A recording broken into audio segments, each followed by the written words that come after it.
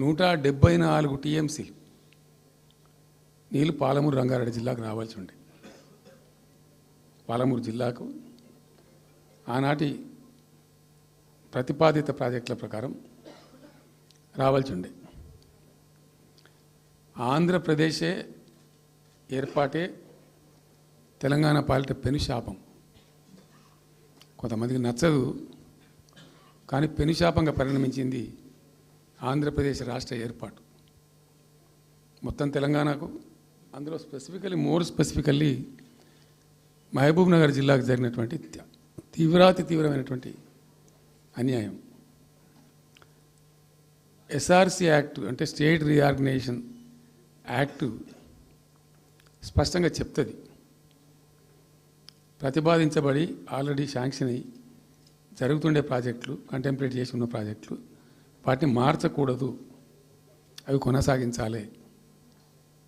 ఆ చట్టం ఉండగా కూడా వాటి అన్నిటిని కాదని వీటిని మొత్తం అబాండన్ చేసి పడేసిండ్రు. అట్లా చాలా చేసినారు. అక్కడ గోదావరి మీద చూసుకుంటే దేవునూరు ప్రాజెక్టు కావచ్చు, ఇచ్చంపల్లి కావచ్చు, రకరకాల ప్రాజెక్టులను అబాండన్ చేసినారు. అందులో అతి తీవ్రమైనటువంటి అన్యాయం మహబూబ్ నగర్ జరిగింది. ఇలా మహబూబ్ నగర్కి ఇచ్చే పాలమూరు ఎత్తిపోతలో మరొకటి కొత్త స్కీమ్ కాదు. గతంలోనే 174 టీఎంసీలకు ప్రాజెక్టులు రూపకల్పన జరిగి అంత అయింది. అయితే మేము చాలా వాదించినాం. మధ్యలో బ్రిజేష్ కుమార్ ట్రిబ్యునల్ వస్తే కూడా అక్కడ పోయి ఆ ట్రిబ్యునల్ని కలిసి చాలా ప్రయత్నాలు చేసినాం. ఉద్యమ సందర్భంలో, ఉపన్యాసాలలో, కరపత్రాలలో, జలసాధన ఉద్యమ సందర్భంలో మా క్యాసెట్ల రూపంలో, స్పీచ్ల రూపంలో, కరపత్రాల రూపంలో, పోస్టర్ల రూపంలో, క్యాసెట్ల రూపంలో రకరకాలుగా వాదించుకుంటూనే ట్రిబ్యునల్ కూడా ఇవ్వాలని పోతే, ట్రిబ్యునల్కు ఉండే ఒక డెలికసీ ఏంటంటే వాళ్ళు రాష్ట్రాల మధ్య పంపిణీ చేస్తారు తప్ప రాష్ట్రం లోపల ఉండేటువంటి ఒక ప్రాంతానికంటే వాళ్ళు చేయరు. మీకు రాష్ట్ర హోదా లేదండి, మీరు ప్రాంతము, మీరు రాష్ట్రంతో కొట్లాడుతున్నారు, అది వేరే సంగతి, కానీ మేము స్వీకరించలేము, తీసుకోలేము చట్ట ప్రకారం అని చెప్పి వాళ్ళు నిరాకరించారు. సరే, ఆ తదనంతరం ఉద్యమం జరిగింది, మీ అందరికీ తెలుసు. ఇక్కడ ఇంకొకటి కూడా తప్పకుండా చెప్పాలి. బచావత్ ట్రిబ్యునల్ ఏర్పాటైనప్పుడు అతను పంపకాలు చేస్తూ బచావత్ ట్రిబ్యునల్లో స్పష్టంగా రికార్డెడ్ ఇప్పుడు ఉంది. బచావత్ ట్రిబ్యునల్లో స్పష్టంగా పొందుపరచబడి ఉంది. ఇప్పుడు బచావత్ గారు రిటైర్డ్ సుప్రీంకోర్టు జడ్జి, ఆయన స్వయంగా ఏమన్నాడంటే, ఈ ప్రాంతం నిజంగా చాలా నిరాదరణకు గురైంది, ఇంకా అవుతూ ఉన్నది. ఆ రోజు విపత్కర పరిస్థితి, దుర్భరమైన పరిస్థితి ఏంటంటే, పాలమూరు గురించి గంటెడు నీళ్ళు అడిగిన వాళ్ళు లేడేవాడు. ఇంత కేటాయించండి, ఈ కరువు జిల్లా ఉంది అని అడిగేవాడే లేడు. ఆనాటి సమైక్య ప్రభుత్వం చేసిన ద్రోహం.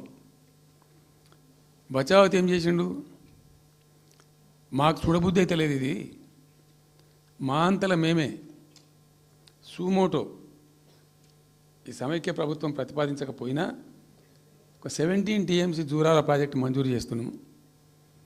అయితే సాంకేతిక కారణాలు మరొకటో చూపెట్టి ఈ జూరాల ప్రాజెక్టుని ఇక్కడి నుంచి ఎత్తగొట్టద్దు, వేరే కాడ కట్టద్దు, ఇక్కడ మాత్రమే కట్టి తీరాలి, దానికే అలాట్ చేస్తున్నామని చెప్పి ఒక కండిషన్ పెట్టిండు ఆయన. ఇది ట్రిబ్యునల్. అతను ఒక న్యాయమూర్తిగా పనిచేసిన వ్యక్తి కాబట్టి చూడబుద్ధి కాక, ఆ బాధ భరించలేక ఈ కామెంట్ కూడా రికార్డు చేసిండు ట్రిబ్యునల్లో. ప్లస్ ఆ 17 టీఎంసీ జూరాల ప్రాజెక్టుకు కేటాయించిండు. ఎంత విషాదం అంటే, అది ఎప్పుడో 74లో 74 నుంచి 78 దాకా జరిగింది కథ. అతను కేటాయిస్తే దాన్ని ముట్టినోళ్ళు లేడు, పట్టుకున్నోళ్ళు లేడు, తీసినోళ్ళు లేడు. అంజయ్య గారు ముఖ్యమంత్రి అయినాక ఒక ఏడాది తర్వాతనేమో అప్పుడు అంజయ్య గారు దానికి ఫౌండేషన్ స్టోన్ వేసారు. ఫౌండేషన్ స్టోన్ వేస్తే ఇక అది మెల్లగా తెలంగాణ ప్రాజెక్టు కదా, ఇప్పుడు పట్టుకున్నోళ్ళు లేడు, దాన్ని మాట్లాడినోళ్ళు లేదు, అయ్యలేదు, అవ్వలేదు, ఒక అనాథలాగా ఆ బ్యారేజ్ వరకు కట్టేశారు. దానికి కాలువలు లేవు, నీళ్ళు రావు, పొలాలు పారాయి, కృష్ణానది నీళ్ళు వస్తుంటాయి, గేట్ల ద్వారా పోతుంటాయి. ఎప్పటి వరకు ఈ తతంగం 2001లో గులాబీ జెండా ఎగిరేదాకా ఇదే తతంగం. ఇంకా విషాదం ఏంటంటే అప్పుడు ముఖ్యమంత్రి ఉన్న చంద్రబాబు నాయుడు ఆయన మహబూబ్నగర్ జిల్లాను దత్తత తీసుకున్నాడు. ఆయన దత్తతలో ఉండే చేసి నేను అడాప్ట్ చేసుకుంటున్నా, ఈ కరువు జిల్లా, దీన్ని అది చేస్తా, ఇది చేస్తా, పొడి చేస్తా అని మాటలు చెప్పి ఇష్టం వచ్చినన్ని పునాదులు వేసిండు. కల్వకుర్తి, మన్ను, మశాను రకరకాల పునాదులు వేసుకుంటూ ఉద్యమ సందర్భంగా నేను చేసే ఉపన్యాసాలలో నేను మాట్లాడేది ఈ పునాదిరాలన్నీ ఎందుకు మనకు పట్క ఏడుస్తానికా, చూస్తానికా, ఏం లాభము, ఈ రాళ్ళని కృష్ణానదిలో అడ్డమేస్తూ చెక్కడమని అయితే భయ అనేది నేను నవ్వేది, జనం సప్పట్లు కొట్టేది సభలలో నేను చెప్తుంటే. ఒక్క డ్రాప్ వాటర్ కూడా పొలాలు పారడానికి రాలే. తత్ఫలితమైంది net result. What was the net result? Palamuru జిల్లాలో ప్రతి తాలూకా కేంద్రం అంటే ప్రతి నియోజకవర్గ కేంద్రం నుంచి వలసలు పోవడానికి ప్రజలు ప్రతి బొంబాయి నుంచి bus, Narayanpet Bombay bus, Wanaparthy Bombay bus, ఇంచుమించు అన్ని తాలూకాల నుంచి బొంబాయికి డైరెక్ట్గా బస్సు. ఏం చేస్తారు? ప్రజలు పొట్ట చేత పట్టుకొని వలస పోవాలి, బతకపోవడు తప్ప ఇంకో గతి లేదు. జిల్లాకు జిల్లా మొత్తానికి మొత్తం 100% కృష్ణా బేసిన్లో ఉంటుంది. భయంకరమైన కరువు. చివరికి ఆ జిల్లాలో ఉండే అనేక మంది కవులు అనేక పాటలు రాసిండ్రు. ఆ గోరెటి వెంకన్న గారు అయితే పల్లె పల్లెలో పల్లెలు మొలిసే పాలమూరులోన అని చెప్పి పాట రాసి పాడిండు. ఆ పాట బాగా పాపులర్ సాంగ్ కూడా, తెలంగాణ ఉద్యమం పొడుగుతో కూడా భయంకరంగా మోగినటువంటి సాంగ్. సో అట్లా జరుగుతూ ఉంది. మేము ఏడుస్తా పోయినాం, చూస్తూ పోయినాం. అవి ఉన్న రెండే ప్రాజెక్టులు. ఒకటి బచావతి పెడితేనేమో జూరాల గతి అది. అప్పుడు చంద్రబాబు నాయుడు గారి స్లోగన్ సమైక్య రాష్ట్రంలోనే సమగ్ర అభివృద్ధి. నేను ప్రథమ మహాసభకు పాలమూరు జిల్లాకు పోయినా, మహబూబ్నగర్ టౌన్లో పెట్టాం. పెద్ద భారీ మీటింగ్ జరిగింది. దాదాపు 70,000 మంది వచ్చిండ్రు. ఆ మీటింగ్లో నాకు బాగా కోపం వచ్చి, ఏమయ్యా చంద్రబాబు నాయుడు, అప్పటికి ఏంటంటే కర్ణాటకకి కొంత ముంపు ప్రాంతం ఏమిటి, దూరాల ప్రాజెక్టులో ఏంటంటే కొద్ది ముంపు ప్రాంతం కర్ణాటక రాష్ట్రంలో ఉంటుంది. ఒక 13 కోట్ల రూపాయల వరకు కాంపెన్సేషన్ కట్టాల్సి ఉండి కట్టడు, ₹1 కట్టడు. ఏమయ్యా చంద్రబాబు నాయుడు గారు, నువ్వు దత్తత తీసుకున్నావు, కథ తీసుకున్నావు, డైలాగులు చెప్తున్నావు, ఇక్కడ చచ్చిపోతాను జనము, బొంబాయికి వలసలు పోతుండ్రు. ఇటువంటి పరిస్థితులలో కూడా కర్ణాటకకు డబ్బులు కట్టడానికి డబ్బులు లేవా? ఇదేనా సమైక్య రాష్ట్రంలో సమగ్ర అభివృద్ధి అంటే? పట్టిగా బ్యారేజ్ ఆ గోడలక కట్టిన విడిచిపెట్టేది మీరు చూసి తమాషా పడన్నా అని చాలా తీవ్రమైన విమర్శలు చేశాను. మోకాళ్ళ మీద పరిగెత్తి కట్టిండి చంద్రబాబు నాయుడు. అప్పుడు ఆ కర్ణాటక చెల్లించాల్సిన కంపెన్సేషన్ ఏదైతుందో మోకాళ్ళ మీద ఉరికి నా దాడి తట్టుకోలేక కంటిన్యూగా పెట్టినాం. దాని తర్వాత చంద్రబాబు నాయుడు పార్టీకి సంబంధించిన ఎమ్మెల్యేనే ఆర్డీఎస్ దగ్గర బాంబులు పెట్టి పేల్చేయడం, అది మీ అందరికీ కూడా తెలుసు. బాంబులు పెట్టి పేల్చడం 2 సార్లు 3 సార్లు పేల్చారు. నేను ఫస్ట్ ఉద్యమంలో తెలంగాణ ఉద్యమం స్టార్ట్ అయిన తర్వాత నేను ఎంచుకున్న ఎజెండా, నా ఎజెండాలో మొదటి పాదయాత్ర నేను చేసినటువంటిది జోగులాంబ టు గద్వాల పాదయాత్ర చేసిన. ఈ అన్యాయం సంగతి ఏంది అని దాన్ని ప్రజలలో ఎండగట్టాలని చెప్పి, గవర్నమెంట్ కూడా ఒత్తిడి తేవాలని చెప్పి, ఎందుకు తెలంగాణ ఉద్యమం చేస్తున్నామని లోకానికి తెలియాలని చెప్పి నేను జోగులాంబ టు గద్వాల పాదయాత్ర చేసిన. దాన్ని మొత్తం అసలు కంప్లీట్ 80,000 ఎకరాలకు బారాల్సినటువంటి ఆ ఆర్డీఎస్ కెనాలు 15,000 ఎకరాలు, 10,000 ఎకరాలు, 20,000 ఎకరాలకు వచ్చింది, తగ్గిపోయింది. అడిగే నాతులు లేడు. నేను అంతకు ముందే పాదయాత్ర కన్నా ముందే స్వయంగా మేమందరం జిల్లా మహబూబ్నగర్ జిల్లా నాయకులు నేను కలిసి ఆర్డీఎస్ హెడ్ వర్క్స్ ఎక్కడ ఉంటాయంటే కర్ణాటకలో ఉంటాయి, రాయచూరు దగ్గర. అక్కడ దాకా పోయి మొత్తం ఆశాంతం ఆ కాలువ పొడవుతో తిరిగి అర్థం చేసుకొని ఆ తర్వాతనే నేను గద్వాల టు మన ఆలంపూర్ టు గద్వాల పాదయాత్ర పెట్టాం. తిరిగి దాన్ని ఎక్స్పోజ్ చేసినాం. అప్పుడు అక్కడ గొడవ చేస్తే మళ్ళీ అప్పుడు జూరాల లింక్ కెనాల్ను మొదలుపెట్టింది చంద్రబాబు నాయుడు. జూరాల టు ఆర్డీఎస్కు లింక్ కెనాల్ అని మళ్ళీ డ్రామా కట్టి, అంటే ప్రతిసారి ఏమార్చడము, తెలంగాణ ప్రజలను ఒక రకమైన దగా చేయటం తప్ప రాలే, ఒక డ్రాప్ వాటర్ రాలే, ఎప్పుడు రాలే. సరే కొట్లాడుతూ పోయినాం, ప్రజలు బాగా కలిసి వచ్చిండ్రు, సందర్భం కలిసి వచ్చింది, తెలంగాణ అదృష్టం బాగుంది, తెలంగాణ రాష్ట్రం ఏర్పడింది. ఇదంతా కూడా మీకు అన్న ముందు జరిగిన చరిత్ర, ప్రతి ఒక్కరికి తెలిసిన చరిత్ర. ఇది ఏం కొత్త స్టోరీ కాదు, కల్పిత కథ కాదు, పుట్టించి చెప్పేది కాదు. పాలమూరు జిల్లా యొక్క దరిద్రం, ఆ దరిద్రంలోకి పాలమూరు నెట్టివేయబడ్డ పరిస్థితి. నేను అందుకే ఊకే మొత్తుకునేది కదా, తెలంగాణ వెనుకబడ్డ ప్రాంతం కాదు, వెనుక పడేయబడ్డ ప్రాంతం, వెనుకకు నెట్టివేయబడ్డ ప్రాంతం అని చాలాసార్లు చెప్పేది. నేను వందల ఉపన్యాసాల్లో చెప్పిన, అది ప్రూవ్ టు బి కరెక్ట్. దాని తర్వాత ఎక్కడి దాకా పోయిన పరిణామాలంటే, పాలమూరు జిల్లాలో ఎండాకాలం వచ్చిందంటే గంజి కేంద్రాలు పెట్టేది. ఏడిసినాం మేము ఒకరోజు, గంజి కేంద్రాలతోని పాలమూరు, ఎందుకంటే యువకులంతా పాపం వలస ఉన్న ముసలి వాళ్ళు చచ్చిపోడు, తిండి దొరకక, దానికి గంజి కేంద్రాలు పెట్టి కమ్యూనిస్ట్ పార్టీలు వాళ్ళు వచ్చేది కొంత అడావుడు చేసి ప్రజలకు కొంత గంజి పోసే ప్రయత్నం. చివరి గంజి కేంద్రాలు పెట్టే స్థాయికి దిగజారిపోయింది పాలమూరు. కృష్ణా నది 300 కిలోమీటర్లు పారే జిల్లాలో చాలా దారుణం పోయింది. లివ్వ అంటే కేటాయింపులు ఉన్నాయి, పత ఉంది, కార్ఖానా ఉంది, అప్పర్ కృష్ణా పేరుంది, తుంగభద్ర కాలువ పేరుంది, రకరకాల భీమా ప్రాజెక్టు పేరుంది, అన్నీ ఉంటాయి కానీ ఇవి రాదు. చూడడానికి మళ్ళీ ముఖ్యమంత్రి దత్తతలో ఉంటుంది కానీ రాదు, ఏమీ రాలే.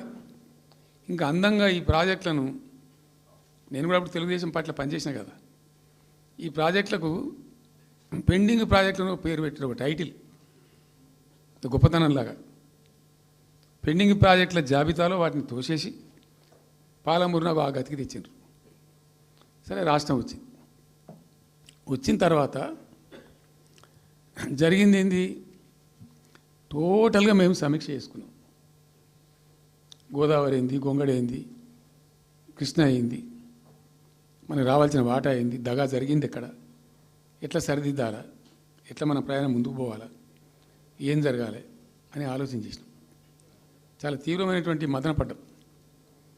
టాప్ ప్రయారిటీలో ఈ జిల్లా ఆదుకోవాలి మనం, అత్యంత భయంకరమైన కరువు ఉంది ఇక్కడ, కొంచెం లైన్లో పెట్టుకోవాలి. ఇప్పుడు మన సొంత రాష్ట్రం కాబట్టి మనకు ఆ ఇబ్బందులు ఉన్నాయని చెప్పి మా ప్రస్థానం ప్రారంభించాం. మొట్టమొదలు యుద్ధ ప్రాతిపదికన ఏవైతే పెండింగ్ ప్రాజెక్టులను పెట్టినరో వాటిని రన్నింగ్ చేసినాం. వాటిని అన్నిటికని నెట్టెంపాడు కావచ్చు, భీమా కావచ్చు, కల్వకుర్తి కావచ్చు, అన్నిటిని కూడా బ్రహ్మాండంగా లైన్లోకి తెచ్చినాం. తెచ్చి స్టార్ట్ చేసినాం. నికరంగా 6.5 లక్షల ఎకరాలకు ఆయకట్టు తెచ్చినాం ఆ పాలమూరు జిల్లాలో. మా గవర్నమెంట్ ఉన్నప్పుడే. ఇది అక్కడ ప్రజలందరికీ తెలుసు, అందరికీ తెలుసు, ప్రతి వాళ్ళకి తెలుసు. సామర్థ్యాలు పెంచుకున్నాం కొన్ని. నెట్టెంపాడులో భాగంగా ఒకటి రేలంపాడు రిజర్వాయర్ ఉంటుంది, అది జస్ట్ 1.5 TMs, 1/4 to 2 TMs అది ఉండే. నేను రివ్యూ చేసి అక్కడ రైతులతో మాట్లాడి, మీకు పంట పండదు, కష్టమవుతుంది కాబట్టి దీన్ని కొద్దిగా పెంచాలని చెప్పి డబుల్ ద సైజ్ చేసినాం, 4 TMs చేసినాం, పంట పండాలి కాబట్టి. అట్లా రకరకాల చర్యలు తీసుకొని దాని ద్వారా ఆ కల్వకుర్తి లిఫ్ట్ ఇరిగేషన్ ద్వారా, ఈ నెట్టెంపాడు ద్వారా, భీమా ద్వారా, భీమా phase 1 phase 2 ద్వారా అన్నీ కలిపి 6.5 లక్షల ఎకరాలకు. వాస్తవం చెప్పానంటే ఎంత దుఃఖభాజనం అంటే, ఎంత బాధాకరం అంటే, కృష్ణానది 300 కిలోమీటర్లు ప్రవహించేటువంటి పాలమూరులో 30,000 ఎకరాలు కూడా పారకం లేదండి. RDS అన్నీ కలిపి లేదు, అసలు రావు, నీళ్ళు రావు, కాలువ లేదు, పొలం లేదు, ఏం లేదు. అందుకే అది వలసల జిల్లా అని పేరు ఎందుకు వచ్చింది పాలమూరుకు? ఎందుకు వలస పోతారు ప్రజలు? ఎంత కంపల్సరీ ఉంటే పోతారు, ఎంత దుఃఖం ఉంటే పోతారు, ఎంత బాధ ఉంటే పోతారు. ఆ విధంగా ఒక 6.5 లక్షల ఎకరాలు దానికి తెచ్చినాం.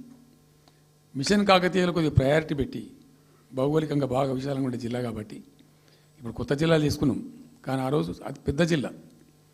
దానికి మిషన్ కాకతీయలో టాప్ ప్రయారిటీ ఇచ్చి మైనర్ ఇరిగేషన్ చెరువులు మొత్తాన్ని పోయినాయి ఇక అమ్ముకున్నారు, అబాండనైనాయి.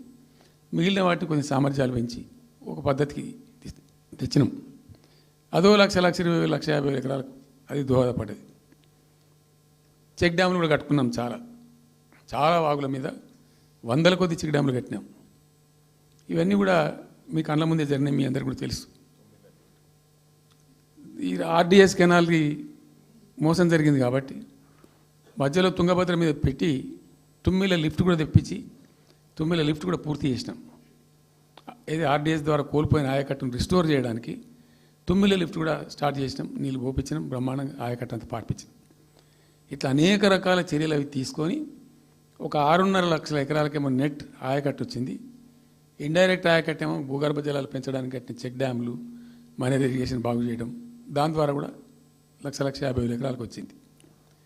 ఆ తదనంతరం మరి మనం ఎట్లా ముందుకోవాలా, ఏం చేద్దామని చెప్పి ఈ రంగారెడ్డి జిల్లా కూడా వాళ్ళు పాపం కృష్ణా బేసినే, ప్రతి డ్రాప్ రంగారెడ్డిలో పడే ప్రతి వర్షం చుక్క కృష్ణానదికి పోతుంది, ఇంకెక్కడికి పోదు. నల్లగొండ జిల్లాలో కురిసే ప్రతి వర్షం చుక్క కూడా కృష్ణానదికి పోతుంది. 100% ఈ 3 జిల్లాలు కూడా నల్లగొండ, రంగారెడ్డి, పాలమూరు ఇవి 100% కృష్ణా బేసిన్లో ఉన్నాయి. మనము ఏదైతే మనకు కేటాయించిండ్రో ప్రాజెక్ట్ వైజ్ అనో ఇంకోటనో కంబైన్డ్ స్టేట్ ఉన్నప్పుడు జరిగినటువంటి మోసం నుంచి బయటికి రావాలంటే మనం రాష్ట్రం ఏర్పడ్డ తర్వాత కొట్టాడాలి, మన వాట మనం సాధించాలి. రివిజన్, కృష్ణా జలాల యొక్క పునఃపంపిణీ మీద ట్రిబ్యునల్ వేయించుకోవాలి, రివిజన్ పెట్టియాలి అని ఒక స్ట్రాటజీ పెట్టి దాన్ని కొట్లాను. సరే, ఇందాక నేను చెప్పినట్టు దేవుని దయ వల్ల తెలంగాణ రాష్ట్రం వచ్చింది.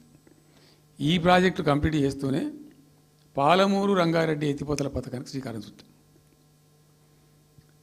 యాక్చువల్ ఫ్యాక్ట్ ఏంది, పాలమూరు రంగారెడ్డికి మేము ఆ రోజు మనసులో ఇంటర్నల్గా మాట్లాడుకొని డిపార్ట్మెంట్ కావచ్చు, క్యాబినెట్ కావచ్చు, వితిన్ ద పార్టీ కావచ్చు, ఆ జిల్లాల నాయకులతో కావచ్చు, మా స్ట్రాటజీ ఏంది, పాలమూరు రంగారెడ్డి ఎత్తిపోతల పథకానికి 170 టీఎంసీలు తీసుకోవాలి.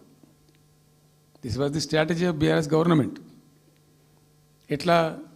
ఎక్కడి నుంచి తీసుకోవాలా, అనేక ఆంక్షలు, మాటలు బట్టి డైలాగులు, ఏపీ నుంచి వచ్చే వ్యతిరేకత, ఇవన్నీ దృష్టిలో పెట్టుకొని ఏం చేసినాం, నికరంగా లెక్కలు తెప్పించినాం. ఈ మహబూబ్ నగర్ జిల్లాలో మైనర్ ఇరిగేషన్లో పాత చెరువులు ఏవైతే బచావ్ అవుతున్నప్పుడు లెక్క పెట్టినటువంటి చెరువులు ఏవైతే ఉన్నాయో, ఉన్నాయన్నీ మాయమైనవన్నీ, వాటి సామర్థ్యం ఆ రోజు ఎంత, ఇవాళ నెట్ సామర్థ్యం ఎంత అని లెక్కలు తీసి కేంద్రానికి సమర్పించి ఒక 45 టీఎంసీ దానికి కేటాయించింది. ఆ రోజు మేము ఎంత అంటే 90.81 టీఎంసీ, 90.81 పాలమూరు రంగారెడ్డికి మేము కేటాయించింది ఆ రోజుకు. అయితే 170 ఎట్లా అంటే మరి మాకు ఇంకా వాటా వస్తుంది కదా, ట్రిబ్యునల్ వచ్చిన తర్వాత మాకు వాటా వస్తే దానిలో తీసుకున్న నీళ్ళని కూడా దీనికే మనం అటాచ్ చేసుకుంటామని చెప్పి 91 తీసుకున్నాం. ఎట్లా తీసుకున్నాము, బచావత్ ట్రిబ్యునల్లోనే ఒక తీర్పు చాలా స్పష్టంగా ఉన్నది, డెసిషన్ అది, ట్రిబ్యునల్ యొక్క నిర్ణయం ఏంటిది, ఆంధ్ర వాళ్ళు మొదటి నుంచి కూడా మేము కొంత గోదావరి నీళ్లు కృష్ణా డెల్టాకి తెచ్చుకుంటాం, నాగానుసారి ఆయకట్టుకు తెచ్చుకుంటాం, మరో దాన్ని తెచ్చుకుంటాం అనే పద్ధతిలో మొదలుపెట్టి తెచ్చుకున్నారు. దాంట్లో భాగంగా 80 టీఎంసీలు వాళ్ళు తీసుకుంటున్నారు. ఇది పోలవరం కట్టి ఆ కెనాల్ అప్పుడు వైఎస్ రాజశేఖర్ తవ్వింది కదా, పట్టిసీమ లిఫ్ట్ పెట్టిండ్రు, ఇనీషియల్ లిఫ్ట్ పెట్టిన తర్వాత ఇప్పుడు కెనాల్ అయింది. సో దాన్ని 80 టీఎంసీలు వాళ్ళు వాడుకుంటున్నారు, ఎక్కువనే వాడుకుంటున్నారు. సో వాళ్ళు డిపిఆర్లో సబ్మిట్ చేసినారు చాలా క్లియర్గా స్పష్టంగా, ఏమని 80 టీఎంసీలు మేము తీసుకుంటున్నాం, 80 టీఎంసీలు పైన 5 రాష్ట్రాలకు బచావ్ ట్రిబ్యునల్ ప్రకారం ఇస్తాం. అది 3 రాష్ట్రాలకు ఇస్తారు, తెలంగాణ రాష్ట్రానికి, కర్ణాటకకు, మహారాష్ట్రకు. తెలంగాణకు 45, వాళ్ళిద్దరు కలిపి 35, కర్ణాటకకు 21 టీఎంసీ, మహారాష్ట్రకు 14 టీఎంసీ. వాళ్ళిద్దరు కూడా వాడుకుంటున్నారు. అది కర్ణాటక వాళ్ళు ఆల్రెడీ ఆర్ యూజింగ్ 21 టీఎంసీ ఏదైతే పోలవరం నీళ్ళు అక్కడ వాళ్ళు తీసుకున్నారు కాబట్టి దాని కంపెన్సేటర్ కింద వచ్చినటువంటి దాన్ని they are using it, right రాయాలి. మహారాష్ట్ర కూడా వాడుతున్నారు, లెక్కల్లో చూపించారు వాళ్ళు, వాళ్ళ ప్రాజెక్టుల డిపిఆర్లో వాళ్ళ లెక్కల్లో చూపెట్టిండ్రు. ఇక వాడుకోవాల్సింది వాళ్ళు మనం. సో ఆ 45 టీఎంసీ మనది ఉంది కదా, మనకు ట్రిబ్యునల్ కేటాయించిందే కదా, అప్పనంగా ఏదో వచ్చేది కాదు కదా. సో ఆ 45 ఈ మైనర్ ఇరిగేషన్ లాసెస్ 45 కలిపి 90.81 టీఎంసీలకు దాన్ని ప్రతిపాదించాం. It has a strong basis. ఏదో గాలిలే అడవులు జమాబందీ ఏర్పడతాడు చేసింది కాదు. ఒక స్పష్టమైనటువంటి విధానంతో ఒక అవుట్లుక్తో భవిష్యత్తు ప్రయోజనాలను దృష్టిలో పెట్టుకొని చేసినటువంటి చర్య చేసినాం. ప్రాజెక్టు 30,000 కోట్లు 35,000 కోట్లు మంజూరు చేసినాం. అందులో 27,000 కోట్లు ఖర్చు పెట్టినాం. ఆల్మోస్ట్ దగ్గర దగ్గర 88-90% పనులు పూర్తి అయిపోయినాయి. ఈ ఆంధ్రాతోని పంచాయతీ ఉంటుంది ఎప్పటికైనా. వాళ్ళు పోతిరెడ్డిపాడు పొక్కగొట్టి దాన్ని పెంచి దాన్ని ఇంకింత పెంచి ఈ తెలుగు గంగా అనే పేరు మీద మొదలై అది ఎటెటెటెటు పోతుంది ఇక అడవుల జమాబంది. కాబట్టి మనం క్విక్కెస్ట్ పాసిబుల్ టైంలో తీసుకోవాలని ఆ వచ్చే వాటర్ను అక్కడ ఎంటైర్ వరల్డ్లో ఇక్కడ లేవండి 145 మెగావాట్స్ కెపాసిటీ పంప్స్ పెట్టినాం అక్కడ. Specially prepared, those pumps were prepared by BHEL of India. 145 మెగావాట్ల పంపులు అసలు ఇండియాలో ఎక్కడ ఏ ప్రాజెక్టుకు లేవు. ఎందుకని దాని ఆ పంపు స్విచ్ ఆన్ చేసిన నేను, నీళ్ళు వచ్చినాయి. ఒక్క పంపు స్విచ్ ఆన్ చేస్తేనే ఇట్లా కాలువలు తల్లాడుతుండే ఇట్లా. అంటే ఆ గొడవ ఉంది కాబట్టి వాళ్ళు అటు పోతిరెడ్డి పడి పక్క నుంచి వాళ్ళు తీసుకుపోతూ ఉంటారు. ఆ వర్షాలు వచ్చినప్పుడే మనం తీసుకోవాలి, ఇంకో గత్యంతరం లేదు. కాబట్టి క్విక్కెస్ట్ పాసిబుల్ టైంలో ఈ రిజర్వాయర్లు నింపుకుంటే మనం సేఫ్ అయిపోతాము, జిల్లా కాడికి కొంత న్యాయం జరుగుతుందని చెప్పి ఆ 145 మెగావాట్స్ కెపాసిటీ ఉండే పంప్స్ పెట్టినాం. ఇప్పుడు పంప్స్ అన్నీ ఆల్మోస్ట్ ఇన్స్టాల్ అయినాయి. మరి ఈ గవర్నమెంట్లో వీళ్ళు ఏం పట్టించుకుంటలేరు, అసలు ఏం చేస్తలేరు. అయితే జరిగిన తర్వాత ఏమైంది, అనుమతులు అంత సాధించాలి. దాని మీద చాలా మెలికలు పెట్టినారు. ల్యాండ్ అక్విజిషన్ల ప్రాబ్లం చేసినారు. అయినా 27,000 ఎకరాలు మేము అక్వైర్ చేసినాం సక్సెస్ఫుల్గా. అదంతా క్లిష్టమైన సబ్జెక్ట్ ఈ రోజులలో ల్యాండ్ అక్విజిషన్ అంటే. అయినప్పటికీ 27,000 ఎకరాలు అక్వైర్ చేసినాం. 27,000 కోట్లు ఖర్చు పెట్టినాం. అంత కాన్సన్ట్రేట్ చేసినాం. గ్రీన్ ట్రిబ్యునల్కి పోయినారు, ఆ స్టేని క్యాన్సిల్ చేయించినాం. అనేక రకాల అడ్డంకులు కల్పించే ప్రయత్నాలు ఎన్ని చేసినా వాటన్నిటిని అధిగమిస్తూ ఆ ప్రాజెక్టును ముందుకు తీసుకొని పోయినాం.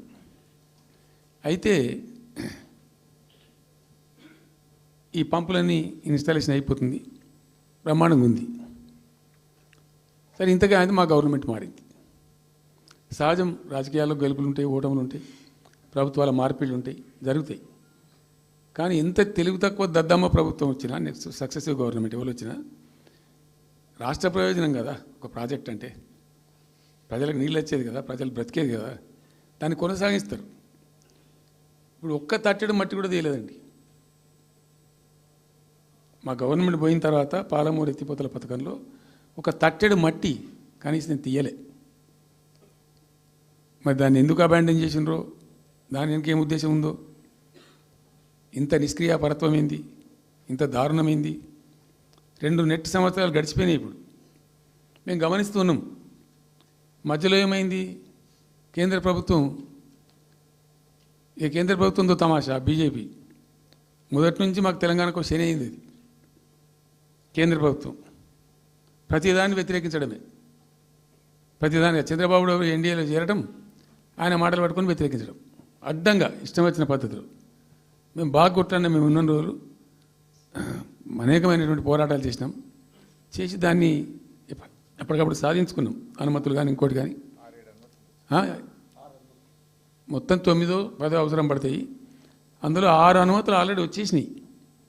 Main environmental impact, environment assessment కమిటీది అదే మెయిన్ అసలు ప్రాజెక్టుకు లైఫ్ లైన్. దాని మొత్తం అనుమతులు వచ్చేసినాయి. దాని తర్వాత మిగిలిన అనుమతులన్నీ లాంఛనమే, ఇక ఇచ్చేయాల్సిందే. అది ఇచ్చిందంటే అటువంటి అతి ముఖ్యమైనటువంటి అనుమతి కూడా తెచ్చినాం.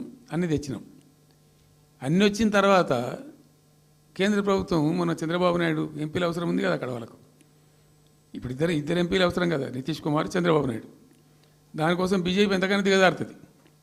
ఆడ ప్రభుత్వం నిలబెట్టుకోవాలి కాబట్టి ఎంతకైనా దిగజారి ఆయన మాట పట్టుకొని డిపిఆర్ను వాపసు పంపించారండి. మేము ఉన్న రోజులు రాలే డిపిఆర్ వాపసు. అనుమతులు తెచ్చిన ఉల్టా మేము ఇంకా డిపిఆర్ వాపస్ వస్తే భూమి ఆకాశం ఒకటి చేయాలా రాష్ట్ర ప్రభుత్వం? ఎంత లొల్లి చేయాలా, ఎంత హడావుడి చేయాలా? ఆల్ పార్టీ డెలిగేషన్ తీసుకుపోవాలి, అవసరం వస్తే మేము వడ్లు కొనకపోతే పోయి ఢిల్లీలో ధర్నా చేసినామండి. మేము అప్పుడు మా గవర్నమెంట్ ఉన్నప్పుడు రైతులు పండించిన పంట కొనకపోతే యావత్తు ఎమ్మెల్యేలు క్యాబినెట్ అందరం పోయి ఢిల్లీలో ధర్నా చేసి కేంద్ర ప్రభుత్వం మెడలు వంచినాం. మేము 80 లక్షల టన్నులు మనకి తీసుకుంటామనేటువంటి ఒప్పందం మీద సంతకం చేయించుకొని వచ్చినాం. వడ్లు కొనిపించినాం ఎఫ్సిఐతోని. మామూలు వడ్లు కొనకపోతేనే మేము అంత అడావుడి చేసిపోయినాము. కానీ ఒక ఇంత పెద్ద ప్రధానమైన 3 జిల్లాలకు సంబంధించిన ప్రాజెక్టు డిపిఆర్ వాపసు పంపిస్తే వీళ్ళు కుయ్యలేదు, కుట్టుకోలేదు, వాళ్ళకి చెప్పని కూడా చెప్పలేదు. తెలియదు ఎవరికి బయట. జస్ట్ దేవర్ ఇంకా బాధాకరమైన అంశం ఏంటంటే అసలు 170 టీఎంసీలకు దాదాపు మేము ఏమి చేస్తే బ్రిజేష్ ట్రిబ్యునల్ నడుస్తుంది కదా. దీనిలో ఎట్లుంటుందంటే ఇంకో విషయం అండి, దీన్ని స్పష్టంగా చెప్తున్నాను, మళ్ళీ కన్ఫ్యూజన్ వద్దు. దేశంలో ఒక కొత్త రాష్ట్రం ఏర్పడితే దానికి కొన్ని సంక్రమణలు ఉంటాయి. నీళ్ళెన్ని రావాలి, బలాన్ని ఎంత రావాలి, ఫలాన్ని ఎంత రావాలి అని కొన్ని సంక్రమిస్తాయి ఆటోమేటిక్గా. అది ఎస్ఆర్సీ యాక్ట్. భారతదేశంలో ఇనీషియల్గా ఉన్నాయి 14 స్టేట్సే. ఇప్పుడు జమ్మూ కాశ్మీర్ అదేదో వాళ్ళు చేసినారు, కానీ అదర్వైజ్ 15 రాష్ట్రాల తర్వాత ఏర్పడ్డాయి. వాళ్ళు దాన్ని ఇప్పుడు యూనియన్ టెరిటరీ చేసింది కదా లద్దాఖ్ను. 15 అంటే ఒరిజినల్గా ఉన్నదానికంటే ఇంకో రాష్ట్రం ఎక్కువ కలిపి కొత్త రాష్ట్రాలు వచ్చినాయి. సో వాటికి ఒక పద్ధతి ఉంది. ఏ రాష్ట్రం ఏర్పడ్డప్పుడు దానికి ఏదేమి ఇవ్వాలి, హైకోర్టు ఎట్లా, పలాంది ఎట్లా అన్నీ దానికి ఒక చట్టం ఉంది. అవన్నిటిని బుల్డోజ్ చేస్తూ ఇక్కడ ఇయ్యలే. నీళ్ళు ఎన్ని రావాలా, ఫస్ట్ ఛాయిస్ వాళ్ళకి ఇస్తారంటే ఆ రాష్ట్రాలకు ఇస్తారు. ఏ రాష్ట్రాలు అయితే విడిపోయినాయో మీరు మ్యూచువల్ అండర్స్టాండింగ్లో చేసుకోండి అని ఇస్తారు. ఇక్కడ పొసిగే కార్యక్రమం కాదు. కాబట్టి మేము ఏం చేసినామంటే 1 ఇయర్ తర్వాత 1 ఇయర్ లోపు ఒకవేళ పరిష్కారం అయితే 2 రాష్ట్రాలు చేసుకోవాలా, లేదా సెంట్రల్ గవర్నమెంటే ఆర్బిట్రేషన్ ద్వారా చెయ్యాలా కూర్చొని. చేయనప్పుడు ఏం చేయాలంటే సుప్రీంకోర్టుకు పోవాలి. మేము 1 ఇయర్ తర్వాత కేంద్ర ప్రభుత్వానికి అప్పీల్ చేసినాం. సెక్షన్ 3 వేయండి, మాకు కృష్ణా జలాల పునఃపంపిణీ చేయండి. చేస్తే దాన్ని వాళ్ళు ఖాతరు చేయాలి. మేము సుప్రీంకోర్టుకు పోయినాం. సుప్రీంకోర్టు కోపానికి వచ్చింది కేంద్ర ప్రభుత్వం మీద కూడా. ఒక రాష్ట్రం అంటూ ఏర్పడ్డప్పుడు యాక్ట్ ప్రకారం, పార్లమెంట్ యాక్ట్ ప్రకారం వాళ్ళకి రావాల్సిన అన్నీ రావాలి కదా. మరి ఇది కూడా వాళ్ళకి ఏదో తేల్చండి, మీరు తెలుస్తారా లేదంటే అప్పుడు ఆ మంత్రి, ఆయన పేరు షెకావత్ ఉండే కదా, గజేంద్ర సింగ్ షెకావత్, నేను ఢిల్లీ పోయినప్పుడు నన్ను రిక్వెస్ట్ చేసిన ఆయన, బాయ్ సాబ్ మాకు కూడా ఇబ్బంది అవుతుంది, మీరు అది విత్డ్రా చేసుకోండి సుప్రీంకోర్టులో కేసు, మేము సెక్షన్ 3 చేస్తామండి. అప్పటికే 2-3 ఏళ్ళు గడిచిపోయింది, డిలే అవుతా ఉన్నది. నేను పోయినప్పుడు అడుగుతున్నా, పర్సూ చేస్తున్నా, మాట్లాడుతున్నాం, ప్రైమ్ మినిస్టర్ లెటర్స్ ఇచ్చినాం, అన్నీ చేస్తున్నాం. ఫైనల్గా సుప్రీంకోర్టు చివాట్లు పెట్టిన తర్వాత వాళ్ళు ఉండి మీకు విత్డ్రా చేసుకుంటే దయచేసి మేము ఇట్లా సుప్రీంకోర్టు ఆర్డర్ ఇస్తుందని తెలిసిపోయింది వాళ్ళకు కూడా. ఆటోమేటిక్ ఇస్తుంది కదా కోర్టు ఆర్డర్, న్యాయప్రదంగా రావాల్సింది ఇస్తుంది. కాబట్టి ఎట్లా తప్పేటట్లేదు ఇక కోర్టు ఆర్డర్ ఎందుకని చెప్పి మీరు విత్డ్రా చేసుకోండి బాయ్ సాబ్, మేము ఇచ్చేస్తాం. మంచిగా విత్డ్రా చేసి మళ్ళీ లెటర్ పెట్టినాం. మీరు చెప్పిన ప్రకారం విత్డ్రా చేసుకున్నామండి అంటే లెటర్ పెట్టండి అంటే పెట్టినాం. అది ప్రాసెస్లో ఉంది సెక్షన్ 3 వేయడానికి. చివరికి వేసారు. ఇప్పుడు సెక్షన్ 3 వేసారు. దాని మీద బ్రిజేష్ ట్రిబ్యునల్ అపాయింట్మెంట్ కూడా అయిపోయింది. ఇప్పుడు వాదనలు జరుగుతున్నాయి, మాకేం రావాలి, మీకేం రావాలి, తెలంగాణ రాష్ట్రం, ఆంధ్ర రాష్ట్రం మాట్లాడుతూ ఉన్నారు. సో ద క్వశ్చన్ ఏంది, అక్కడ ఉంది, ఇప్పుడు తేలుతుంది. మా ఉద్దేశం ఏంది, 90 టీఎంసీలు అయితే మాకున్నాయి నికరం, మాకు ఎవరు ఇచ్చేదేం లేదు, ఎవరు అడుక్కునేదేం లేదు. అడిషనల్ ఇంకో 60-70 టీఎంసీ, ఇంకో 70-80 టీఎంసీ కావాలంటే ఎట్లా అంటే ఈ ట్రిబ్యునల్లో వచ్చేటువంటి అధిక వాటా ఏదైతే మనకు ఉంటుందో ఇందులో ఒక గుడ్ సైన్ ఆయన ఈయన బ్రిజేష్ ట్రిబ్యునల్ ఏం చేసిండు, వచ్చిన తర్వాత ఆయన ఒకటి చేసిండు. అంతకుముందు చట్టం ఏముంటుండే, 75% డిపెండబిలిటీ మీదనే నదుల నీళ్ళు కేటాయింపు జరగాలి, 75% డిపెండబిలిటీ మీద. మన కృష్ణా జలాలు ఇచ్చినప్పుడు అట్లే ఇచ్చిండ్రు. ఈయన బ్రిజేష్ ట్రిబ్యునల్ వచ్చిన తర్వాత ఈయన ఏం చేసిండంటే 75% బోల్డ్ అండి, మంచి సర్ప్లస్ ఇయర్స్లో చాలా వర్షాలు పడుతున్నాయి, కావాల్సిన నీళ్ళు వస్తున్నాయి, అవి వేస్ట్ అవుతున్నాయి అనవసరంగా, అట్లెందుకు కేటాయింపులు చేసుకుందాం, 65% డిపెండబిలిటీ పెట్టుకుందాం అని చెప్పి పెట్టిండు. దాని ద్వారా ఏమైంది, మన కృష్ణా నదిలో ఒరిజినల్గా వచ్చిన అలాట్మెంట్ 811 టీఎంసీ, 811 టీఎంసీలే బచావ్ ట్రిబ్యునల్ ప్రకారం. కానీ తదనంతరం ఈయన బ్రిజేష్ వచ్చిన తర్వాత అది ఆల్మోస్ట్ 1005కి పోయింది. ఇంకో 195 టీఎంసీ పెరిగింది. ఆ 10% యాడ్ చేసే వరకు పెరిగితే అలా మనకు కూడా ఆటోమేటిక్ వాటా వస్తుంది. ఇప్పుడు తేలుతుంది అది.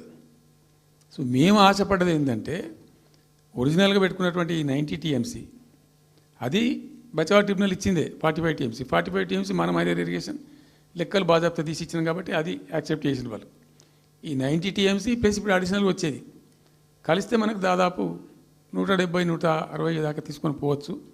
కంఫర్టబుల్గా ఉంటాం మనం. ఇక్కడ డ్రింకింగ్ వాటర్ కానీ ఇంకోటి కానీ బాధ లేకుండా ఉంటాం. ఆ జిల్లా సుభిక్షం అవుతుంది అని ఆల్రెడీ పాలమూరు జిల్లాలో తెచ్చుకున్నటువంటి 6.5 లక్షల ఎకరాల ఆయకట్టు ప్లస్ దీనిలో ఒక 7 లక్షలు వస్తుంది పాలమూరు. అంటే 13.5 lakhs పోతుంది. పాలమూరు జిల్లా కాడికి వస్తే నియోజకవర్గానికి 1,00,000 ఎకరాలు వారాలి. అంత కృషించి అంత కునారిల్లి 60 ఏండ్లు ఏడిసి గోసపడ్డ పాలమూరుకు ఒక పెద్ద రిలీఫ్ వస్తుంది. దీంతో మొత్తం జిల్లా టాప్ టు బాటం అంతా కూడా అద్భుతమైనది ఉంటుంది. గ్రావిటీ వారేకాడికి గ్రావిటీ వారుతుంది, లిఫ్ట్ వారుతుంది. చాలా అద్భుతంగా ఉంటుంది అని చెప్పేసి తర్వాత వర్ష నీళ్ళు కూడా చాలా వరకు ఈ చెక్ డ్యామ్లలో దానిలో అడ్డుకుంటాం కాబట్టి గ్రౌండ్ వాటర్ కూడా బాగా పెరుగుతుంది. ఎట్లా ఫ్రీ పవర్ ఇస్తున్నాం కాబట్టి దాని ద్వారా కూడా లాభాలు జరుగుతాయని చెప్పి అసెస్మెంట్ చేసి ఇచ్చినాం. నిజంగా కూడా పాలమూరు ఒక టైంలో తెలంగాణ వచ్చిన తర్వాత 4-5 ఏళ్ళకి నేను పోతే ఎందుకో పోయినాం బస్సు యాత్ర చేస్తే చాలా అద్భుతంగా ఎక్కడికక్కడ వరికోత మిషన్లు కల్లాలు అంతకుముందు పాడుబడ్డ ఇల్లు కనిపించే పాలమూరులో నా కళ్ళతో నేనే చూసిన. ఇంకా ఇది అంతా కంప్లీట్ అయిపోతే ఈ అనుకున్న 15 లక్షల ఎకరాలకు నీళ్ళు వస్తే చాలా దివ్యంగా ఉంటుందని చాలా సంతోషపడుకుంటూ పోయినాం. సరే ఇప్పుడు కేంద్ర ప్రభుత్వం కొత్తగా తాకీదు అది ఎవరు చెప్పినారో తెలియదు. వాళ్ళు చెప్తున్నారు. ఇప్పుడు గవర్నమెంట్ ఉన్న వాళ్ళు చెప్తున్నారు. ఏంది మీరు 90 టీఎంసీలు పెట్టుకున్నారు, పాత గవర్నమెంట్ పంపించింది. ఒకటి డిపిఆర్ తిప్పి పంపించారు. దాని మీద సడి లేదు, సప్పుడు లేదు, లుల్లి లేదు, లూకాండం లేదు. తల ఊగుతున్నారు. ఎందుకు తల ఊగుతున్నారు? రాష్ట్ర ప్రయోజనాలు కాపాడడానికి లేకపోతే రాష్ట్రానికి వచ్చిన నీళ్ళని కూడా కాపాడే స్థితి లేకపోతే ఇదేం దద్దమ్మ ప్రభుత్వం? ఇంత చేత కానీ ప్రభుత్వం ఉంటే ఎట్లా? నోరు లేని ప్రభుత్వం ఉంటే ఎట్లా? పెద్ద నోరు పెట్టుకొని పెద్ద గడబడి చేయాలి కదా. ఒక 10 టీఎంసీలు పోతేనే ఒక్కొక్క రాష్ట్రం ఎక్కడ దగ్గర పోయి కొట్లాడతారు. ఇవాళ మొత్తం డిపిఆర్ఏ పంపించి ప్రాజెక్ట్ని ఆగం చేసే పరిస్థితి వస్తే సప్పుడు లేదు. ఒకటి. రెండవది ఇప్పుడేం చేసిండ్రు? ఇరిగేషన్ మంత్రి లెటర్ రాసిండు. వాడు చెప్పిండా చెప్పలేదా భగవంతుని గారికి 45 టీఎంసీలు ఇవ్వండి మాకు అనుమతి అని చెప్పి. ఎట్లా రాస్తావు నాకు అర్థం కాదు. నువ్వు ఏ ముఖం పెట్టుకొని రాస్తావు? ఇదో ప్రభుత్వమా? అంటే ఉన్న వస్త్రానికి పోతే అనవస్త్రం పోయింది అన్నట్టు ఉన్నది కూడా కొట్టుకుంటారు ఎవడన్నా. ఎవరై నీళ్ళు అవి ఆల్రెడీ బచావ్ ట్రిబ్యునల్ తీర్మానంలో ఇచ్చింది. దాన్ని కర్ణాటక వాడుతుంది, అటు మహారాష్ట్ర వాడుతుంది. వాళ్ళ లెక్కల్లో చూపెడుతున్నారు. వాళ్ళు రాల్మట్టి డ్యాంలో వినియోగంలో చూపెడుతున్నారు. వాళ్ళు మాకు వచ్చిన 21 టీఎంసీ మేము ఇక్కడ వాడుతున్నామని చెప్పి. ఆ 2 ఎగువ రాష్ట్రాలు వాడుతుంటే ఇక్కడ వచ్చి మనకు వచ్చినటువంటిది బాజాప్తా అది కూడా ట్రిబ్యునలే కదా. బచావత్ కూడా ట్రిబ్యునలే కదా. ఆ ట్రిబ్యునల్ తీర్పు ద్వారా వచ్చిన 45 టీఎంసీలు నువ్వు ఎందుకు ఆపుతున్నావు ఇప్పుడు? ఇదో రాష్ట్ర ప్రభుత్వమా? అసలు ప్రభుత్వం ఉందా? నిద్రపోతున్నారా? ఇంతసేపు రియల్ ఎస్టేట్ దందా తప్ప ఇంకోటి లేదా?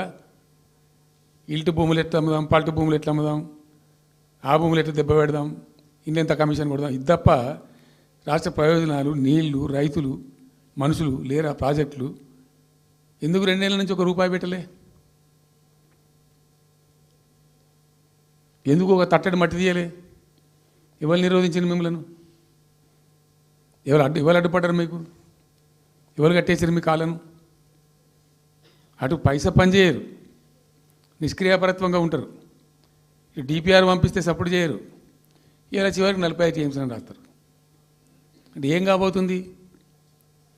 ఎవరో ఒత్తిడి ఉంది దీని వెనుక? ఏం కుట్ర దాగి ఉంది? ఇది 2 ఏళ్ళ నుంచి నేను మౌనం పాటించి చూసుకుంటూ వస్తున్నాం. తప్పని పరిస్థితి నేను బయలుదేరినప్పుడు తప్పదు. అటు కేంద్రాన్ని ఎక్స్పోజ్ చేస్తాం, ఇటు రాష్ట్రాన్ని ఎండగడతాం ప్రజల మధ్యలో ఖచ్చితంగా. ఇలా మొత్తం విస్తారంగా మాట్లాడినాం, చర్చించినాం. చాలా పెద్ద ప్రజా ఉద్యమానికి శ్రీకారం చుడతాం. కంపల్సరీ పాలమూరు, రంగారెడ్డి, నల్లగొండ జిల్లాలలో గ్రామాన దానికి పోస్టర్ డిజైన్ అవుతుంది, కరపత్రం డిజైన్ అవుతుంది, ప్రజా ఉద్యమాలు చేస్తాం, పెద్ద బహిరంగ సభలు పెడతాం. నేను స్వయంగా అటెండ్ అవుతున్న బహిరంగ సభలకు. ప్రజాక్షేత్రంలో ఈ ప్రభుత్వం యొక్క నిష్క్రియ పరత్వాన్ని ఎండగడతాం. ఇప్పుడు వాయిస్ అయితే తెలంగాణకు, మరి తెలంగాణకు ఉన్న ప్రభుత్వం మాట్లాడకపోతే ఇంకెవరు మాట్లాడాలా? మాకు రెండు బాధ్యతల్ని, ఒకటి తెలంగాణ తెచ్చిన పార్టీగా, రెండవది ప్రధాన ప్రతిపక్షంగా కూడా కంపల్సరీ మా డ్యూటీ మేము చేయాలి. అందుకోసం గాను వీళ్ళు ఏదో తమాషకు మేము అదోటి ఇదోటి అడ్డం పొడుగు మాట్లాడి, కిరికిరి మాటలు మాట్లాడి, ఈ కారు కూతలు కూసి ఏదో చేస్తామనుకుంటే నడవదిగా. ఈ ఏళ్ళ దాకా వేరే కథ, రేపటి నుంచి వేరే తోలు తీస్తాం ఎక్కడికక్కడ. ప్రజలు ఖచ్చితంగా ఎక్కడికక్కడ నిలబెట్టే ప్రయత్నం చేస్తాం. అడుగున చెక్ చేస్తాం, ప్రతి విషయంలో చెక్ చేస్తాం. Sufficient time we have given. మేము తొందరపడి మేము ఎందుకు కన్నెర్రి అయ్యి మా ప్రభుత్వం పోయింది వీళ్ళు వచ్చింది అనేటువంటి ఒక పిచ్చి అయ్యి అట్లా మేము చేయలే, అటువంటి వాడికి పోలే. ఇష్యూల మీద పోరాడుతున్నాం, ఒకే ఫీజు రియంబర్స్ మీద పోరాడుతున్నాం, ఇంకోటి పోరాడుతున్నాం, రకరకాల భూదందాల మీద, దోపిడీ మీద, చెర్ల మీద పోరాడుతున్నాం. పార్టీ కొట్లాడుతున్నది, తప్పదు కాబట్టి కొట్లాడుతాం. ఇప్పుడు మొదటికే ముప్పొచ్చే పరిస్థితి ఉంది. అటు గోదావరి మీద అరాకిరి చేసి చంద్రబాబు నాయుడు, ఏపీ ప్రభుత్వం నల్లమల సాగరు, ఈ సాగరు, ఆ సాగరు, అటు గోదావరి దోపిడీ జరుగుతూ ఉంటే దాని మీద సప్పులు లేదు. ఇటు కృష్ణలో ఇంత ఘోరంగా పాలమూరు ఎత్తిపోతల మీద దీని మీద సప్పులు లేదు. మరి ఎవరి ప్రయోజనాల కోసం ఉన్నట్టు రాష్ట్ర ప్రభుత్వం? ఏం చేయడానికి ఉన్నట్టు? ఏం జరుగుతున్నట్టు రాష్ట్రంలో? కాబట్టి ఎట్టి పరిస్థితుల్లో నేనే స్వయంగా రంగంలో దిగాలనుకున్నా. దినం ఈరోజు డిసిషన్ అయిపోయింది. 2-3 రోజులలో, 2-3-4 రోజులలో, రాబోయే 3-4 డేస్లో ఆయా జిల్లాల నాయకులతో సమావేశమై ఖచ్చితంగా చాలా పెద్ద ఎత్తున అక్కడ గ్రామానికి డప్పు కొడతాం, మొత్తం సభలు పెడతాం, కవులు, గాయకులు, కళాకారులు అందరినీ తట్టి లేపుతాం. ఈ పత్రికా విలేకరులను కూడా రిక్వెస్ట్ చేస్తాం. అక్కడ జరిగే అన్యాయాన్ని, ప్రజలకు జరిగేటువంటి అన్యాయాన్ని, ఈ జలదోపిని అరికట్టాలని, ఈ కేంద్ర ప్రభుత్వం అవలంబిస్తున్న విధానాన్ని కూడా తప్పకుండా చేస్తాం. ఇన్ని రోజులు ఒక రకంగా పోయినాం, కానీ తప్పేటట్లేదు. ఇప్పుడు ఎవరితోనైనా సరే కొట్లాడతాం, తెలంగాణ కోసం భయపడం, యాందాకాని పోతాం, ఈ కొండ మీద గోపైనా సరే కొట్లాడతాం, తప్ప ఇడిచిపెట్టాం. ఇక్కడ ఏమి ముఖాలు చూసేది కానీ ఇంకోటి కానీ నైసిటీస్ ఏమి లేవు. There is no nicety at all. Will fight, డెఫినెట్గా ఫైట్ చేస్తాం. ఎందుకంటే రక్షించుకోవాలి, రాష్ట్రం యొక్క హక్కులు రక్షించుకోవాలి, నీళ్ళు రక్షించుకోవాలి, రాష్ట్ర ప్రజల ప్రయోజనాలు రక్షించుకోవాలి. ఈ విధంగా ఇప్పుడు మా కళ్ళ ముందే జరిగినటువంటి దీనిలో ఈ దుర్మార్గంలో ఎట్లా మౌనం పాటిస్తాడు కేసీఆర్? ఎందుకు మౌనంగా ఉంటాం? ఎవరి కోసం ఉంటాం? ఎందుకోసం ఉండాలి? కాబట్టి అరాకిరి ముచ్చట్లు కావు. ఇష్టం వచ్చినట్టు మాట్లాడి, ఇష్టం వచ్చినట్టు ఆల్తు ఫాల్తు కూతలు కూసి ఏదో చేస్తామంటే అది జరిగేది కాదు, జరగనీయం. రెండవది, ఈ ప్రభుత్వం కూడా సర్వభ్రష్ట ప్రభుత్వం, సర్వంలో భ్రష్టమైంది. మేము చెప్తా, బీజేపీ కథ కూడా చెప్తా. ఎందుకు చెప్పా? డెఫినెట్గా చెప్తాం. అరే నువ్వు మా ఇంట్లోకి వచ్చి మాకు దోసుకపోతా అని ఊరుకుంటామే? నాకు అర్థం ఎవరైతుంది? ఏమైనా ఉండొచ్చు కాక, ఏమైనా ఉండకపోవచ్చు కాక, నీ చేయబెట్టి పైసలు కూర్చుకుంటా అంటే ఊరుకుంటామా? సాధారణ కాడికైతే కొట్లాడతాం కదా. యాక్చువల్లీ ఒక పద్ధతిలో ఈ రాష్ట్రం ఒక క్రమ పద్ధతిలో మంచిగా ముందుకు పోతూ ఉంటుంది. సంక్షేమం విషయంలో కానీ, అభివృద్ధి విషయంలో కానీ, పారిశ్రామికీకరణలో కానీ, ఐటీ రంగంలో కానీ, క్రైమ్ తగ్గించడంలో కానీ, లా అండ్ ఆర్డర్ మెయింటైన్ చేయడంలో కానీ ఒక మంచి పద్ధతిలో పోతూ ఉంది. ఇవాళ ఏందండి, జంట నగరాలలో పట్టభాగాలు నడి రోడ్డు మీద హత్యలు జరుగుతున్నాయి, అడిగే దిక్కు లేదు. మానభంగాలు జరుగుతున్నాయి, రేపులు జరుగుతున్నాయి. ఎన్సీఆర్బీ రిపోర్ట్ ప్రకారంగా 20% క్రైమ్ రేట్ పెరిగింది తెలంగాణలో. పీస్ఫుల్ స్టేట్ ఉండే, ఫ్రెండ్లీ పోలీసింగ్ ఉండే, అవన్నీ ముఖ్యమైపోతున్నాయి ఇవాళ తెలంగాణలో. చూస్తున్నాం మేము, మౌనం పాటించడానికి చూసుకుంటూ, గమనించుకుంటూ, రికార్డు చేసుకుంటూ అని చర్చ చేస్తున్నాం. ఎప్పటికప్పుడు పెరిగిపోయినాయి. వాగ్దానాలు ఏంటంటే వీళ్ళు చేసినాయి? మంచిగా ఉన్న ప్రజలను, మాకు ఓటేసే ఉద్దేశంలో ఉన్న ప్రజలను పచ్చి అబద్ధాలు టెంప్ట్ చేసి మోసం చేసి ఈ రాష్ట్ర ప్రజానీకాన్ని మోసం చేసి దొంగ మాటలు చెప్పి మాయ మాటలు చెప్పి అర్రాస్ పాటలు వాడినట్టు వాడినండి, వేలం పాట వాడినట్టు. కేసీఆర్ 10,000 ఇస్తాడు రైతు బంధుకు, మేము 15,000 ఇస్తాం. మహిళలకు 2,500 ఇస్తాం.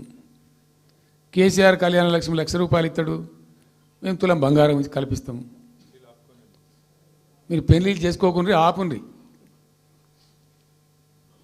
ఇదే ప్రభుత్వం మీరు చెప్పినటువంటి మాటలు పెళ్లిళ్ళు చేసుకుంటూ ఆగిపోండి. మీరు నవంబర్లో వేసుకునే బదులు డిసెంబర్లో వేసుకుంటే తులం బంగారం కూడా వస్తుంది. ఉపన్యాసాలలో చెప్పినండి, మా ఉన్నాయి ఆ క్యాసెట్లని. ఇంకేం చెప్పినారు? పెన్షన్ తీసుకునే ముసలి ఎవరు అవుతున్నారో నవంబర్లో తీసుకోకుండా డిసెంబర్లో 4,000 వస్తుంది. తెల్లారే ఇంకేం మాట్లాడిండ్రు? ఏంటిది అది? 2 లక్షల రుణమాఫీ అని నరికిండ్రు. ఉరుకుండ్రి బ్యాంకుల పంట పోయి జల్దీ తెచ్చుకోండి. ఇక ఒక్కటి కాదు, అట్లా అర్రాస్ పడవాడినట్టే. చివరికి విద్యార్థులకు, పాపం పేద విద్యార్థులకు ఇండియా ఒక స్కూటీలు కాదా బాబు, చాలా ఉన్నాయి. శాంతాడంత లిస్ట్ 420 హామీలని చాలా ఉన్నాయి. నేను కొన్ని హైలైట్ చేసి చెప్తున్నాను. టెంప్ట్ చేయడంలో ఫర్ ఎగ్జాంపుల్ ఇప్పుడు ఇండియా మొత్తంలో ఎక్కడ ఇయ్యరండి. మేము మొత్తం కూడా 100% సమ్మిళితమైన అభివృద్ధితో మేము ముందుకు పోయినాం. ఇట్లా ఏకపక్షంగా ఏకోన్ముఖంగా పోలే. మేము ఆల్ ఫ్రంట్స్ కవర్ చేయాలని చూసినాం. పేద పిల్లలు ఉంటారు, వాళ్ళకి పాపం విదేశీ విద్య లేక సీట్ వస్తుంది, చదువుకోవాలని ఆశపడతారు, పోలేరు. వ్యక్తిగతంగా మమ్మల్ని అడిగితే మేము పార్టీగతంగానో వ్యక్తిగతంగానో చేసేది కొంతమేరకు. పాలసీగానే ఎందుకు చేయకూడదని చెప్పి ఆలోచించి 20 లక్షల రూపాయలు ఇచ్చింది. ఎస్సీ ఎస్టీ పిల్లలు పోతే వాళ్ళకి అంబేద్కర్ పేరు అని పెట్టినాం. బీసీ అమ్మాయిలు పోతే వాళ్ళకు జ్యోతిబా పూలే అని పేరు పెట్టినాం. రకరకాలుగా మొత్తం మీద వాళ్ళకి 20 లక్షల రూపాయలు ఇచ్చినాం. అంటే ఎట్లాంటి ఇష్టం వచ్చినట్టు అది కూడా పెంచుతాం. కేసీఆర్ 10 లక్షలు ఇస్తే మేము 12 లక్షలు ఇస్తాం దళిత బంధు. ఇట్లా ఎన్నండి ఇష్టం వచ్చిన అంటే నోటికి మొక్కాలిగా. అది కూడా 100 రోజుల లోపలనే ఇస్తాం. ఆ కార్డులు వంచుడు, సంతకాలు పెట్టి బాండ్ సంతకాలని ఇంటింటి కార్డులు వంచి మొత్తం చెడగోపం పెట్టారు. దిక్కుమాలిన దరిద్రం అంతా నెత్తిన పెట్టి కంప్లీట్ ప్రజలను టెంప్ట్ చేసి ఇలా వడ్లు కొంటలేరండి. సన్నాలు మొత్తం వడ్ల ప్రతి ధాన్యానికి లిస్టు, పెద్ద లిస్టు, శాంతాడంత లిస్టు. ఇక కందులకింత, మినుములకింత, పసుపుకింత, పప్పుకింత, మొక్కజొన్నకింత, అన్నిటికీ 500 బోనస్. అన్నిటికీ ఏమి దేనికి దిక్కులేదు. పత్తి కొనే దిక్కులేదు, వడ్లు కొనే దిక్కులేదు. ప్రైవేట్గా అమ్ముకుంటారు, దోపిడికి గురి అమ్ముకుంటారు. పాపం ఏడ్చుకుంటూ కన్ననీళ్ళు కుక్కుంటారు. చివరికి వస్తే యూరియా సప్లై చేసే తెలివితేటలు లేవానండి. మా గవర్నమెంట్ ఉన్నప్పుడు రైతులు గ్రామాలలో ఒక ఆటో రిక్షాకి డబ్బులు ఇచ్చి 10 బస్తాలు తెచ్చి బాబు అంటే తెచ్చి ఇక్కడ పడేసిపోతుండే వాడు పొలం కాడ. ఇవాళ రైతులు రోజుల తరబడి, గంటల తరబడి చెప్పులు పెట్టి, బీఆర్ఎస్ లేకముందు చెప్పుల లైన్లు ఉండే, బీఆర్ఎస్ ఉన్న రోజులు చెప్పుల లైన్లు మాయమైనవి. మళ్ళీ ఇప్పుడు కాంగ్రెస్ రాగానే మళ్ళీ ఇప్పుడు చెప్పుల లైన్లు స్టార్ట్ అయిపోయినాయి వరుస పెట్టి. మళ్ళీ ఇప్పుడు ఏందో యాపో బోపో తెచ్చిండ్రు, అది ఒత్తితే నడచలేదు, పిక్తలేదు. అది ఏ ఎరువు బస్తాకు యాప్ ఎందుకైనా నాకు అర్థం కాదు. ఇంకా ఆ యాప్లో కూడా నాకు పూర్తిగా తెలియలేదు. నేను రాత్రి కూడా చెప్పే ఆ యాప్లో ఏముంటుందట. ఇప్పుడు నాకు పట్టుందా, అది ఎన్ని మాటలు ఇస్తారట. సపోజ్ నాకు 3 ఎకరాలు ఉంది. 3 ఎకరాలు ఉంటే ఎకరానికి 2 బస్తాలు చొప్పున 3 సార్లు ఇస్తారట. అది అంటే 3 సార్లు పోవాలి. ఇక యాడికి పోవానో నాకే తెలియదు. ముఠమూల యాపే దొరకదు కాలబెట్టి. అది ఏదైనా చదువుకుని పూరాన్ని పెట్టుకొని విని పట్టుకొని తిప్పలు పడదామంటే కూడా ఆ యాప్ ఒత్తితే ఏం కనబడుతుందట. యాప్ ఒత్తితే ఏం కనబడుతుందట. ఏ గోదాంలో ఎరువులు అని చెప్తారట. అంటే ఇలా గజ్వేల్లో చెప్తారు, రేపు సిద్దిపేటలో చెప్తారు, ఎల్లుండి సిరిసిల్లలో చెప్తారు. ఏ గోదాం పోవాలి, ఎటు పోవాలి. ఇంతకన్నా జోక్ ఉంటుందా? రైతులకు మండల కేంద్రంలో ఎరువుల దుకాణం ఉంటుంది, తప్పితే వాళ్ళ తాలూకా కేంద్రంలో ఉంటుంది ఎక్కువ. అలా సాగుకారు ఉంటాడు, ఇచ్చేటోడు ఉంటాడు, అప్పిచ్చేటోడు ఉంటాడు. మనం బాగా విస్తరించామమ్మా. నేను ఏమంటున్నాంటే 7,100 కొనుగోలు కేంద్రాలు పెట్టినాం కదా. వాళ్ళ ఊర్లో పోయి కొన్నాం కదా, ధాన్యం నెత్తిన పెట్టుకొని వాళ్ళ అంగడికి వచ్చి ఈ మార్కెట్ పైన తిరుగుడే బంద్ చేసినాం కదా. అసలు రైతు సెంట్రిక్గానే మన పరిపాలన ఉండే కదా కంప్లీట్గా.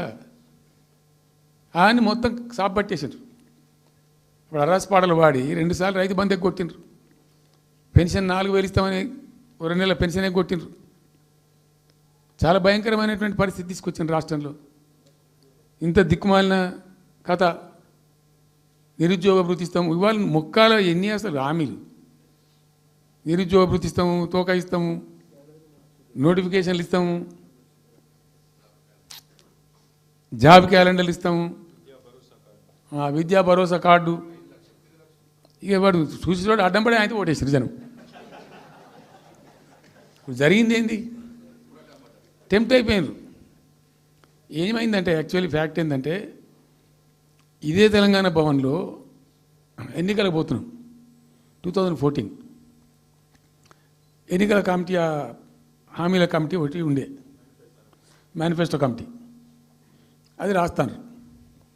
దానిలోకి 2-3 రిటైర్డ్ ఐఏఎస్ అధికారులు కూడా ఉండేటప్పుడు ఒక సందర్భం వస్తే నేను అడిగిన, అసలు మనం పెన్షన్ ఎందుకు ఇస్తాం ప్రజలకు?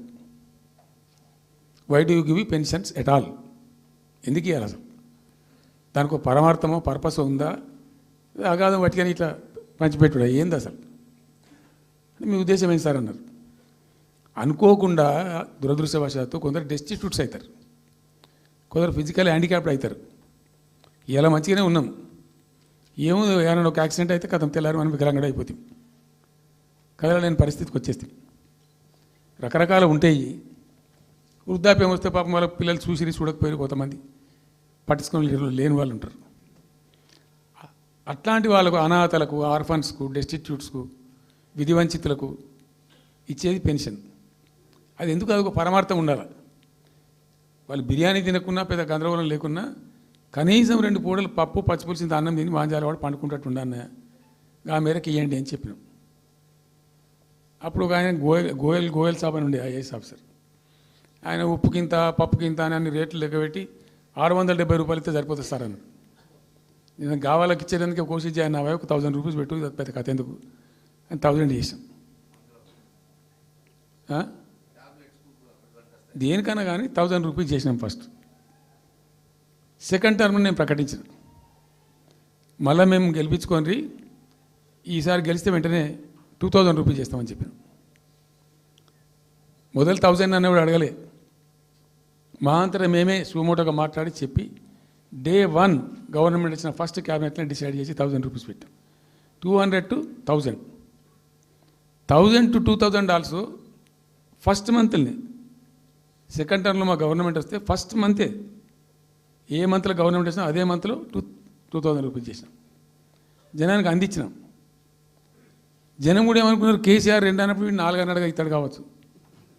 టెంప్ట్ అవుతారు పాపం, సహజంగా పేదవాళ్ళు కదా, లేని వాళ్ళు కాబట్టి. మనది కాదు సబ్జెక్ట్, అది కాదు కదా. ఈయన 2 ఇచ్చిండు కదా, 200 2000 చేసిండు, ఈడు తప్ప 4000 చేస్తాడేమో అనే ఆశలో మా కోటేసే ఉద్దేశం ఉన్న ప్రజలు కూడా ఈ మాయల పడి పాపం టెంప్ట్ అయిపోయి గోల్మాల అయిపోయి ఓట్లు వేసినారు. ఇలా తలలు బాదుకుంటున్నారు, తిడుతున్నారు, భయంకరమైన తిడుతున్నారు. నిన్న నేను హైదరాబాద్ వస్తున్నాను, నిన్న నేను మా ఫామ్ నుంచి బయలుదేరి వస్తుంటే ఒక 10 చోట్ల ప్రామిస్ చెప్తున్నాను. 10 ప్లేసెస్లో పక్క పండు వచ్చుకో, ఒక కార్లో కూర్చుని 2 స్టీరింగ్ ఇచ్చిపెట్టి 2 చేతులు మీదకి పెట్టిండు.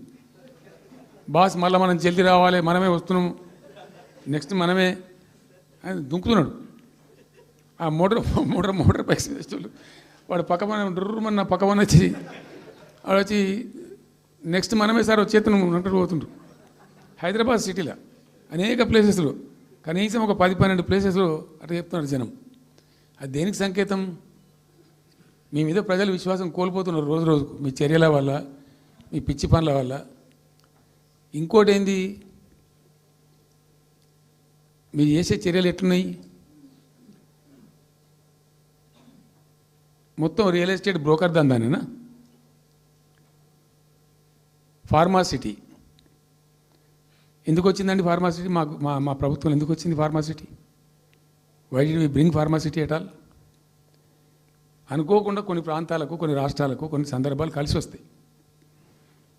భారత ప్రభుత్వం ఆనాడు ఉన్నటువంటి నెహ్రూ గారి ప్రభుత్వంలో ఈ ఫిలకు వ్యాధి, కలరా వ్యాధి వ్యాపించి ప్రజలు ఇబ్బడి ముబ్బడిగా చచ్చిపోయేది. ఎట్లా అంటే దీనికి ప్రాపర్ మెడికేర్ లేదు, ఎక్కడికక్కడ లోకలైజ్డ్ ప్రొడక్షన్స్ ఉండాలని చెప్పి ఐడిపిఎల్స్ అని పెట్టిండ్రు. కొన్ని కీలక రాష్ట్రాలలో పెట్టిండ్రు. అందులో మన అదృష్టంకు ఆ టైంలో హైదరాబాద్ కూడా ఐడిపిఎల్ వచ్చింది. ఐడిపిఎల్ యొక్క పుణ్యమా అని దాంట్లో నుంచి కొంతమంది నేర్చుకొని బయటకు వచ్చి, డాక్టర్ అంజిరెడ్డి కూడా ఐడిపిఎల్ ఎంప్లాయ్, బయటకు వచ్చి వాళ్ళు స్వయంగా పెట్టి చాలా విస్తరించారు. చాలా అంటే చాలా విస్తరించారు. ఆయన దగ్గర అంజిరెడ్డి దగ్గర పనిచేసిన కూడా బయటకు వచ్చి వాళ్ళు పెట్టుకొని వాళ్ళు విస్తరించారు. ఇట్లా ఏమైపోయింది, Hyderabad has become a medical hub, pharma hub. ఒక ఆయన వచ్చి నాకు డబ్బులు బాగున్నాయి కాబట్టి నేను 10,000 కోట్లు పెట్టి పరిశ్రమ పెడతాను, నడవది ఎడబడతా అంటే పెడతా అంటే దానికి ఎక్కువ కావాలి. అంటే ఆ ఎంప్లాయీస్, ఆ టెక్నీషియన్స్, ఆ కథా కార్ఖానా ఎక్కడైతే ఉంటుందో అక్కడ సక్సెస్ అవుతుంది. అట్లా ఏమైంది, ఫార్మా యొక్క ఎక్కువ బిల్డ్ అయింది హైదరాబాద్లో. ఫార్మా యొక్క ఎక్కువ బిల్డ్ అయిన ద్వారా చాలా ఇబ్బడి ముగ్గడిగా కంపెనీలు వచ్చినాయి ఇక్కడ. అసలు 1/3 వరల్డ్కు మన జినోమ్ వ్యాలీ నుంచే వ్యాక్సిన్ సప్లై అవుతుంది. ఇలా 1/3 of the world Hyderabad genome valley నుంచే వ్యాక్సిన్ సప్లై అవుతుంది. అట్లా ఎప్పుడో ఉన్న బయాలజికల్ ఈవెంట్స్ ఆ రాజుగారు స్థాపించారు ఆ కాలం 104 సంవత్సరాల క్రితం నిజాం పీరియడ్లో. అట్లాంటి కంపెనీలు వస్తూ వస్తూ వస్తూ వస్తూ వస్తూ Hyderabad has become a best destination for pharma. అయితే ఏమవుతుంది, ఆ రసాయనిక వ్యర్థాలు ఏవైతే ఉంటాయో అవి కొద్ది కారకాలు ఉంటాయి, ఇబ్బందులు కలిగిస్తాయి. మన హుస్సేన్ సాగరే కాలుష్యమయమైపోయి గబ్బు వాసన వచ్చే పరిస్థితి ఉండేది, మనం అందరం కూడా చూసినాం. సో దీని నుంచి హైదరాబాద్ బయటపడాలి. ఫార్మా వదులుకుందామా, వదులుకోవద్దు. మరి ఏం చేయాలా, ఒక 4 టీములు తింపిందండి నేను ప్రపంచవ్యాప్తంగా. ఐఏఎస్ అధికారుల బృందాలు, శాంతికుమార్ గారు అని చెప్పి ఆమె చీఫ్ సెక్రటరీ కూడా రిటైర్ అయింది. ఆమె అప్పుడు హెల్త్ సెక్రటరీగా ఉండే కొంతకాలం. ఆమె నాయకత్వంలో పంపించాం, చాలా దేశాలకు పంపినాం. మరి తిరిగి రండి. ఇప్పుడు ఏమైంది, మందులు లేని ప్రపంచాన్ని ఊహించలేం, మందులు కావాల్సిందే. మందులు తయారు చేసే సందర్భంలో తప్పకుండా కొంత వేస్టేజ్ ఉంటుంది. ఆ వేస్టేజ్ని ఎట్లా మేనేజ్ చేయాలి అని తెలివి కావాలి.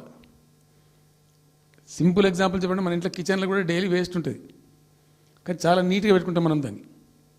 ఆ వేస్ట్ని డిస్పోజ్ చేస్తాం, కిచెన్లోనే ఉంచితే చచ్చిపోతాం కాబట్టి ఆ భయానికి క్లీన్ పెట్టుకుంటాం, మన ఓన్ కిచెన్ కాబట్టి. ఎగ్జాక్ట్లీ ఎట్లయితే కిచెన్ క్లీన్ పెడతారో వాటిని కూడా అట్లా క్లీన్ పెట్టాలి. అయితే ఒక ఫార్మా కంపెనీ ముందు నుంచి మనం పోతున్నాం అనుకోండి, మన దగ్గర అయితే వాసన వస్తుంది, మనకు తెలుస్తుంది ఇదేదో మెడిసిన్ తయారు చేసే కంపెనీ అని. వేరే దేశాలలో అట్లా లేదు, యూరోప్లో లేదు, యూఎస్లో లేదు, చాలా దేశాల్లో లేదు, చైనాలో లేదు. అసలు గొట్టం నుంచి పొగరాదు. సో మనం మాత్రం టెక్నాలజీ మనం పెట్టుకోలేమా, పెద్ద ఇష్యూ అని చెప్పి ఐఏఎస్ అధికారుల బృందాలను తింపిన నేను అనేక దేశాలకు తింపి పంపించి, హైదరాబాద్లో ఫార్మా ఉంది కాబట్టి హైదరాబాద్ యొక్క లార్జర్ ఇంట్రెస్ట్లో ఫ్యూచర్ దృష్ట్యా ఫార్మాను కాపాడుకోవాలి, ఆ ఎక్కువ పోనీయద్దు, ప్లస్ ఈ కాలుష్య భారం నుంచి ప్రజలను రక్షించుకోవాలి. ఎట్లా అంటే జెడ్ఎల్బి అని వచ్చింది, జీరో లిక్విడ్ బేస్ అని. ఆ డిశ్చార్జ్ ఏదైతుందో దాన్ని మొత్తం జీరో లిక్విడ్ చేస్తారు, ఇంకా కాలుష్యం కాదు, ఏం చెడిపోదు, వీళ్ళకి ఇబ్బంది ఉండదు. అది ఇంటర్నేషనల్ లెవెల్లో సక్సెస్ఫుల్గా ఉంది, సక్సెస్ఫుల్గా జరుగుతుంది. ఇప్పుడు అమెరికాలో ఉన్నాయి చాలా కంపెనీలు, యూరోప్లో ఉన్నాయి, ఇంకా చాలా చోట్ల ఉన్నాయి. అవసరం, ప్రతి దేశానికి అవసరమే. అయితే మనం ఆ సిస్టమ్ పెట్టుకోవచ్చు కదా అని చెప్పి ఒక ఫార్మా యూనివర్సిటీ కూడా పెడదాం దానిలో అని చెప్పి ఫార్మా ఇండస్ట్రీ తెచ్చినాం.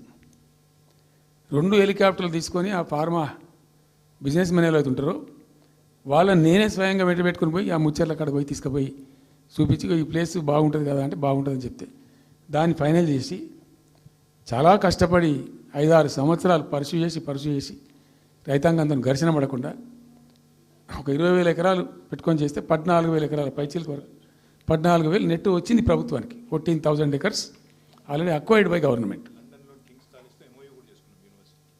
చాలా ఎంఓయూలు జరిగినాయి, అన్నీ జరిగినాయి, మన లోకల్ వాళ్ళు రెడీ ఉండి.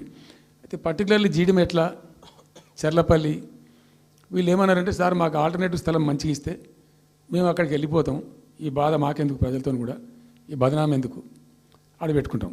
పెట్టి కామన్ అఫ్లుయెంట్ ప్లాంట్స్ పెట్టి ఒక ఐఏఎస్ అధికారిని పెట్టి దాన్ని నిఘా ప్రభుత్వ నిఘాలోనే ఈ రసాయనాలు వ్యర్థాలను ఇష్టం వచ్చినట్టు ఎటుపడినట్టు పంపకుండా ఆ నియంత్రణలో జరగాలని చెప్పి పెట్టుకున్నది ఫార్మాసిటీ. దానికి ఎన్వైరాన్మెంటల్ క్లియరెన్స్ కూడా వచ్చింది. కేంద్ర ప్రభుత్వాన్ని ఒప్పించి ఎన్వైరాన్మెంటల్ క్లియరెన్స్ తెచ్చినాం.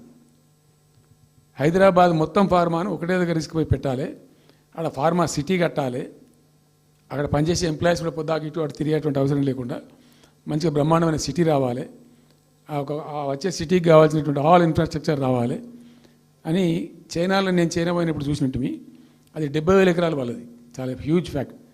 మనకి ఒక 20,000 ఎకర్స్ అయితే మస్తు అవుతుందని చెప్పి మేము తీసుకొని చేసినాం. మెడికల్ కాలేజ్ కూడా మంజూరు చేసినాం ఆ పక్కనే, వీటన్నిటి దృష్ట్యా పెట్టుకొని. అంటే మేము ఒక పద్ధతి పెట్టుకొని దాన్ని ఒక సిస్టమేటిక్గా చేసినాం. చేస్తే ఇప్పుడు దాన్ని ఏందండి దందా, ఏదైనా చేసి దాన్ని నమ్మకదొబ్బన్న. ఏం జరుగుతుంది రాష్ట్రంలో? ఫ్యూచర్ సిటీ, తొక్క సిటీ, ఎవరికి కావాలి నీ ఫ్యూచర్ సిటీ? నాకు అర్థం కాదు. నువ్వు పెంచినావు హైదరాబాద్ను, ఎవరు చేసిన హైదరాబాద్ సిటీ? ఇంత వైబ్రాంట్ సిటీ ఎక్కడికి వచ్చింది? ఓ 400 సంవత్సరాల చరిత్రతోని దీనికంతా ఒకటి ఒకటి ఒకటి ఒకటి బ్రోది జరిగి ఆటోమేటిక్గా పెద్ద సిటీ అయింది. అట్లా అన్నీ కావు, అందరికి కావు. ఎన్ని రాష్ట్రాలకు ఉన్నాయండి? బెంగాల్ కలకత్తా ఉంది, మహారాష్ట్రకి ముంబై ఉంది, మనకు హైదరాబాద్ ఉంది, కర్ణాటకకు బెంగళూరు ఉంది, తమిళనాడుకు మద్రాసు ఉంది, ఢిల్లీ కోర్స్ ఢిల్లీ. వేరే రాష్ట్రాలకు లేవు కదా, 28 రాష్ట్రాలకు ఉన్నాయా? ఉండయి. సో ఇంత మహానగరం నిర్మితమైంది. ఈ నగరం యొక్క భవిష్యత్తును దృష్టిలో పెట్టుకొని పెట్టిందే ఫార్మాసిటీ. ఈ సిటీ మొత్తం గబ్బులు వేసిపోవాలి ఇక్కడ ఉన్న దాంతో, నువ్వు తీసుకుపోయాలి ఫ్యూచర్ సిటీ, తోక సిటీ. ఏందన్నట్టు ఇది? అన్ని దిక్కుమాలిన పాలసీలు, రియల్ ఎస్టేట్ బ్రోకర్ దందా తప్పితే ఇంకోటి లేదు. అన్నీ అప్పే కనబడతాయి మనకు. మీరు పరిశీలనగా చూస్తే, పూర్తిగా చూస్తే అసలు చాలా గందరగోళం. గురుకుల పాఠశాల విద్యార్థులు చచ్చిపోతారండి. ఇప్పటికి 120 మంది విద్యార్థులు చచ్చిపోయినారు. గంత నియంత్రణ లేదా? గంత తెలివి లేదా? ఒక గట్టి అధికారిని పెట్టి గట్టి చర్య తీసుకోరాదా? ఏందో చేస్తాము నీ ఫ్యూచర్ సిటీ, తోక సిటీ, ఈ పోరగాళ్ళని చేస్తారు. తర్వాత ఫార్మాసిటీలో ఆ ల్యాండ్ అక్వైర్ చేసినప్పుడు కండిషన్ ఏంటంటే ఓన్లీ ఫార్మాసిటీకి మాత్రమే వాడతాము. Conditional land acquisition. హైకోర్టులో కేసు ఉంది. హైకోర్టులో ఈ ప్రభుత్వం ఏం చెప్తుంది?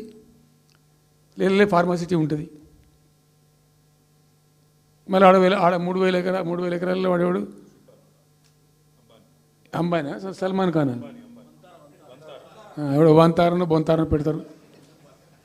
ఈ జూ పార్క్ కొంచెం ఆడబెడతారట. ఎందుకు? జూ పార్క్ అమ్మకదొప్పడానిక? ఏం జరుగుతుంది ఈ రాష్ట్రంలో అసలు? మేము ఇటువంటి చిల్లర పనులు చేయలేదే మేము ఉన్నప్పుడు, ఇంత దుర్మార్గమైన కార్యక్రమాలు చేయలేదే. ఇది ఎక్కడ దిక్కుమాలిన దందా? ఏం జరుగుతుంది అసలు? ఏం చేయదలుచుకున్నారు ఈ రాష్ట్రాన్ని? ఇదేం పోతున్నా? సో ఇట్లా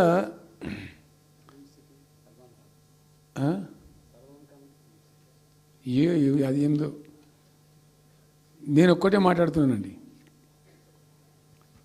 బిజినెస్ మీట్ పెడతాం, ఎంఓయూలు చేసుకుంటాం, ఏ ప్రభుత్వం చేయాల్సిందే. అడ్డగోలు జమాబందీ దానికి లెక్కలేని కథ అంటే ఏందన్నట్టు. ఒక హైప్ క్రియేట్ చేసుడు,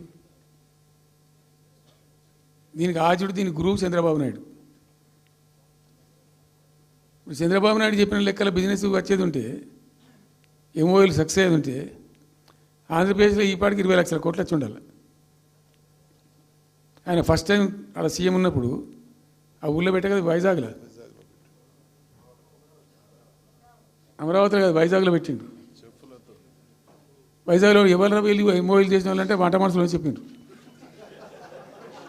ఆ స్టార్ హోటల్లో ఉండే బయట వంట మనుషులు, వాడు ఎవడ సప్లై చేసేటోళ్ళు, వాడు వచ్చి కూర్చోపోయి సంతకం పెట్టడం పెట్టిండు వాడు పాపం. అవునా అంటే పాపులర్ అయింది అది. ఇప్పుడు మరి ఎక్కడ ఆ పెట్టుబడులన్నీ ఎక్కడ చెప్పండి? ఆఖరికి 10,000 కోట్లు అన్న రావాలి. 15 లక్షల కోట్లు, 6 లక్షల కోట్లు, 8 లక్షల కోట్లు.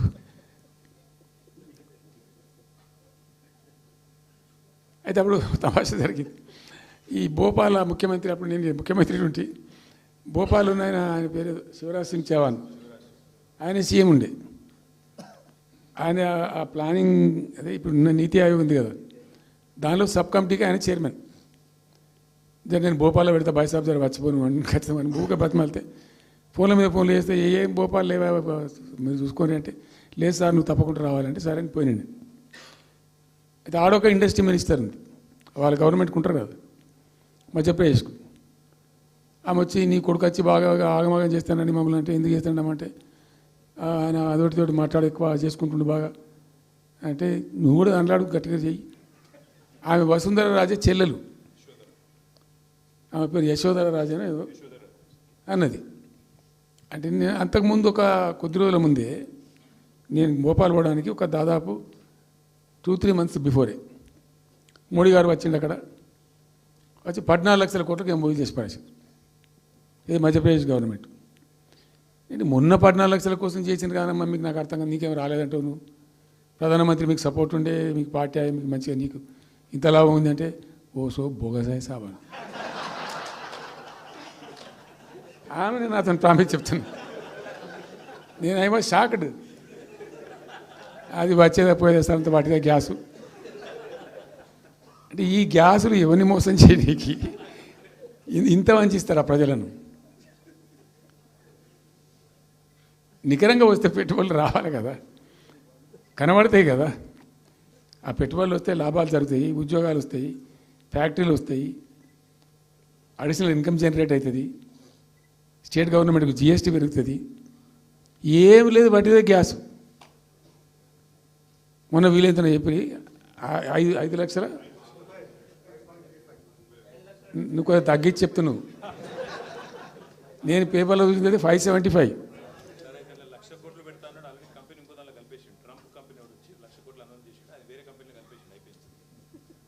ఇట్లా ఇది ఏమి ట్రంప్ ఓడికి గింపి ఇదంతా ఏం పంచాయతీ? ఇట్లా ఇట్లా ఈ మోసాలు చేసి ప్రజలను ఎంతకాలం పంచిస్తారు? రియల్గా కాంక్రీట్ టర్మ్స్లో రియల్గా రావాలి, కృషి చేస్తే నిజంగా తండ్రాడాలి. మా గవర్నమెంట్ వచ్చిన నాడు హైదరాబాద్ నుంచి సాఫ్ట్వేర్ ఎక్స్పోర్ట్స్ 57,000 కోట్లు ఉండేనండి. మేము దాన్ని 2,47,000 దాకా తీసుకుపోయినాం. స్టెప్ అప్ చేసుకుంటూ వాటిని నరికితే గాలిలో మాటలు చెప్తే వస్తాయా? మేము బిజినెస్ మీట్లు పెట్టలే, కాంక్లేవ్లు పెట్టలే, ఏం లేదు, పరదాలు కట్టలే. బెస్ట్ పాలసీ చేస్తే ఆటోమేటిక్గా అట్రాక్ట్ అయి వస్తారు. నేను చెప్పిన అప్పుడు ఒక ఆయన ఉండే, పాప ఆయన చీఫ్ సెక్రటరీ కూడా రిటైర్ అయ్యిండు, ఆయన పేరే ఉండే మాధవరావు అల్లుడు ప్రదీప్ చంద్రకు చెప్తే ఆయన పాలసీ తయారు చేయమని చెప్తే తెప్పించిండు. పాపం చాలా దేశాలకు తెప్పించిండు. ఒక 50 సార్లు రిజెక్ట్ చేసిండు. ఇట్లా కాదు, నాకు కాంక్రీట్ కావాలి, ఇంకా మంచిగా కావాలని చెప్పి చాలా కష్టపడి చేసిండు. I must appreciate him. The best policy was brought in. తెచ్చిన తర్వాత కూడా ఎట్లుంటుందంటే, ఒక కంపెనీ వాడు వచ్చిండు, ఫాక్స్కాన్, ఆ మహారాష్ట్రలో కొట్టుకుపోయింది. ఫాక్స్కాన్ అనే కంపెనీ చాలా పెద్ద కంపెనీ వాస్తవానికి. ఇదేవి తయారు చేస్తారు, ఈ సెల్ ఫోన్లు ఇవన్నీ ఎలక్ట్రానిక్స్లో ఉన్నాడు. చాలామంది ఉమెన్కి ఎంప్లాయ్మెంట్ దొరుకుతుంది దాంట్లో, 1000 మందికి. సరే వస్తే మనకు కూడా లాభం జరుగుతుంది. వాని ఎంబడి మస్తు దానిలో ఆల్మోస్ట్ వచ్చిండు, 90% వచ్చిండు. మీ పాలసీ బాగుందని అప్రిషియేట్ చేసి అన్ని చేసిండు. యాళ్ళకు వస్తే మహారాష్ట్ర ప్రభుత్వం 3,000 కోట్ల రూపాయలు వానికి నగదు ఇన్సెంటివ్ ఇస్తాను, వాడు కొట్టుకుపోయాడు. 3,000 crores ఎదురిస్తేనే నీకు డబ్బులని తీసుకుపోయాడు. అప్పుడు మనకు అంత కెపాసిటీ లేకుంటే సరే రియల్ ట్రై చేస్తే, కాంపిటీషన్ ఉన్నప్పుడు ట్రై చేస్తే కొన్ని సందర్భాలు జరుగుతాయి, కొన్ని జరిగాయి. ఉన్నట్టు తెలుసు, కట్టండి కదా, నడుస్తుంది కదా, ఫ్యాక్టరీ స్టార్ట్ కూడా అయింది కదా ఆల్రెడీ. సో అట్లా రియల్ ఎఫర్ట్ చేస్తే కొంత జరిగేటువంటి ఆస్కారాలు ఉంటాయి. ఇప్పుడు వెల్స్పన్ కానీ, వరంగల్లో వస్తున్నటువంటి మెగా టెక్స్టైల్ పార్క్లో కైటెక్స్ కానీ, చాలా వాళ్ళు ఎంబడివాడి తనలాడి తిప్పలవాడి అది చేసి పట్టుకొస్తే ఓటి సమకూరుకుంటూ పోతుంటుంది. కానీ వట్టి హైప్ క్రియేట్ చేసి మందిని మోసం చేసి ఎన్ని రోజులు ఇస్తుంది? ఆత్మవంచన, ప్రజావంచన. ఏమైనా వస్తుందిరా బాబు అంటే ఏమి రాదు. ఈ గ్యాస్ల ప్రజలను పెట్టి ఇప్పుడు ఇస్తాన 2500 దిక్కులేదు మహిళలకు. 1 కోటి మంది మహిళలను కోటీశ్వర్లను చేస్తాం. కాంగ్రెస్ మంత్రులంతా ఒకటే పాట పాడు. ఏమి ఎట్లా చేస్తావా 1 కోటి మంది మహిళలను కోటీశ్వర్లను? నీ దగ్గర ఉంటేనా? ఉన్న రెవెన్యూ పీకింది రాష్ట్రాన్ని, లోపలికి అయిపోయింది. మేము ఉన్నప్పుడు గ్రోత్లో 50% లేదు. అసలు మీ గ్రోత్ గురించి అవగాహన ఉందా? ఎట్లా ఒక్కొక్క రూపాయి కూడబెట్టాలి, ఎట్లా తీసుకుపోవాలి? నేను ముఖ్యమంత్రి అయిన తర్వాత నన్ను ఎంతమంది టెంప్ట్ చేసినా ఐఏఎస్ ఆఫీసర్లు వాళ్ళు వీళ్ళు, ₹1 రిజిస్ట్రేషన్ ఛార్జ్ పెంచారు నేను 4 ఏళ్ళ దాకా. Not even single rupee. ఉల్టా నేను వాళ్ళని పిలిచి మీకు ఏం కావాలి, రియల్ ఎస్టేట్ బాగా మంచిగా చేసుకుపోవాలి, హై క్లాస్ రావాలి అంటే ఎట్లా? హైదరాబాద్లో కూడా స్కై లైన్ రావాలని చెప్పి 3 ఏళ్ళు తిప్పలవాడానండి నేను, 3 years. ఎందుకంటే స్కై లైన్ రావాలని మట్టి నోటి మాట అంటే రాదు, దానికి కూడా ఎక్కువ కావాలి. ఆ 50 అంతస్తులు 60 అంతస్తులు మీదకి పోయి కట్టేటువంటి ఆ క్రేన్ ఆపరేటర్లు, క్రేన్ డ్రైవర్లు, దానికి సంబంధించిన సరంజామా అంత ఉంటుంది. ఆ ఎక్కువ వస్తే ఆ స్కై రైజ్ వస్తుంది. ఆ ఎక్కువ తేవడానికి చాలా కష్టపడాల్సి వచ్చింది. ఇప్పుడు ఈ రాజ్భవన్ పక్కనే గేట్ పక్కన ఒకటి ఉంటుంది చూడండి, కాదు ఒక టవర్ ఉంటుంది ఒకటి. నేను అప్పుడు నేను పోతుంటే ఈ పునాది తీసిండు, మంచి స్పాట్ ఇది, వాటర్ ఫ్రంట్ ఉంటుంది హుస్సేన్ సాగర్. అతను చెప్పుండే మనం స్కై లైన్లో భాగంగా ఇద్దాము, 50 అంతస్తులకు ఇద్దామని చెప్పి ఆగమంటే ఆయన ఎవరో రాజుగారు ఆగలే, ఆయన గతకే కట్టుకోండి పాపం. It took me 3 years to bring sky line to Hyderabad. మేము ఒక పద్ధతికి పోయినాం, సిస్టమ్ చేసినాం, ఓపికతోని చాలా సిన్సియర్గా మంచి పద్ధతితోని వాళ్ళతో డిస్కస్ చేసుకుంటూ మాట్లాడుకుంటూ ఒక క్రమ పద్ధతిలో పోయినాం. గట్టుంటుంది పద్ధతి. కానీ 4 ఫీజు తీసినాం. 10% ఏదో ఫీజు ఉండే, తర్వాత ఆర్డీఓ ఆఫీస్కి పోవాలి సార్, ఈ ఫీజు ఏమో కానీ ఆ ఫీజు ఎక్కువ అవుతుందని వాళ్ళు చెప్పారు. అది తీసేవతల పడేసినాం. అది తీసేసినాం, ఆర్డీఓ దగ్గర పోయే అవసరం లేకుండా కూడా చేసినాం. ఇప్పుడు అదొక ఫీజు. ఆ ఫీజుతో ఏమైంది, ఆయనతో పీకింది. హైదరాబాద్ రియల్ ఎస్టేట్ గంగల కలిసింది. మేమేమో ఆనాడు నిజంగా చెప్తున్నా, చాలా సంతోషంగా చెప్తున్నాను నేను, భూముల ధరలు పెంచినాం తెలంగాణలో. ప్రజా ఆస్తులు పెంచినాం, ప్రజా ఆస్తుల యొక్క విలువ పెంచినాం. 4 ఎకరాల నోడు ధీమాతో ఉండే తెలంగాణలో. కొద్దిగా డాంబర్ రోడ్డు అంటుకునే 4 ఎకరాల నోడు 50 లక్షల కాడికి అమ్ముతున్నా, నాకు 2 కోట్ల శ్రీమంతుని అని చెప్పుకున్నాడు కాలర్ ఎగరేసుకొని. ఇవాళ ఏమైనాయండి భూముల ధరలు? కుప్ప ఊలిపోయినాయి. ఇంట్లో అమ్మాయి పెయింట్ ఉంటే ఒక ఎకరం అమ్మి చేద్దాం అనుకుంటే కొనే దిక్కులే సరని కళ్ళకు నీళ్ళు పెట్టుకుంటారు ప్రజలు. ఇవాళ లేదు, ఒక ఎకర కూడా అమ్ముడుపోతలేదు, ఇప్పుడు కొంటలేడు. దిక్కు లేకుండా అమ్ముకుంటే ఇష్టం వచ్చిన అడ్డమైన ధరలకు అమ్ముకోవాలి. సో ఈ అరాకిరి మాటలు చెప్పి అడ్డమైన హామీలన్నీ ఇచ్చి నీకు చేసాదగాక కేవలం రాజకీయ అధికారమే మా లక్ష్యం అనే పద్ధతిలో ఇచ్చి ఇలా ప్రజలను వంచి అటు రైతాంగాన్ని నడిపిస్తున్నారు, పేద ప్రజలు నడిపిస్తున్నారు, పేద విద్యార్థులు నడిపిస్తున్నారు, రిటైర్డ్ ఎంప్లాయీస్ నడిపిస్తున్నారు. పచ్చి అబద్ధాలు. కేసీఆర్ చేసిన అప్పులకు వడ్డీలు కట్టలేకపోతున్నావా? ఉతికింది కదా, ఈ చెంప ఆ చెంప వాయించింది కదా. ఎంత కడుతున్నారు? తీసుకున్న అప్పులు ఏంటంటే 2,90,000 కోట్లు మొత్తం కలిపి చెప్పారు కదా చాలా స్పష్టంగా. సో ఇట్లా ఇవన్నీ వాస్తవాలు ఒక పక్కకుంటే అన్ని అబద్ధాలు చెప్పుకుంటూ ఇష్టం వచ్చినట్టు మాట్లాడుకుంటూ ఇక నన్ను ఇచ్చడానికైతే వాళ్ళ నోరు మొక్కాలిగా. ఎప్పుడో సందర్భంలో కోపం వచ్చి ఒకటి తిట్టినామంటే ఒక మనిషిని మాట వేరు. పొద్దా కాదే కదా నా కేసీఆర్ చచ్చిపోవాలి మాట్లాడినప్పుడల్లా ఎక్కడైనా మాట్లాడు, ఏ సందర్భంలో మాట, నువ్వు కాలేజీలో మాట్లాడు, లేకపోతే ఇంకొకడ మాట్లాడు, స్కూల్ పిల్లల కాడ మాట్లాడు. గింత అక్కసు ఉంటుంది మనుషులకు, అది కరెక్ట్ అవుతుందా?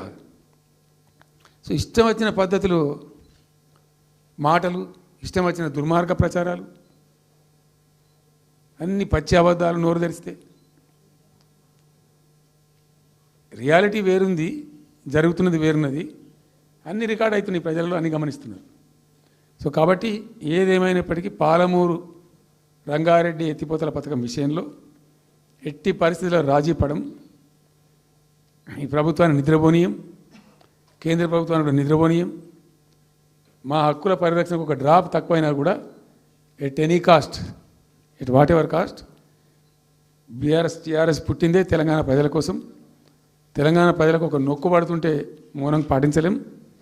మీరు ఏం ఊరుకో ఏం చేసుకో, నాకు ఇన్ఫర్మేషన్ వచ్చింది, మీటింగ్ జరుగుతుంటే మరి 4 గంటలకు అయిపోవాలి లెక్క ప్రకారం.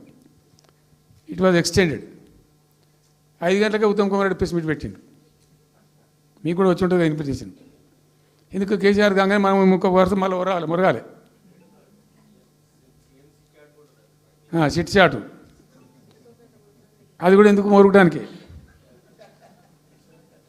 ఆ మొరుగుడుకు వాల్యూ ఉంటుంది. So thank you so much. ఈరోజు నేను ఏమంటున్నాను, మీతో ఒక request, Rahul don't be hasty. ఇవాళ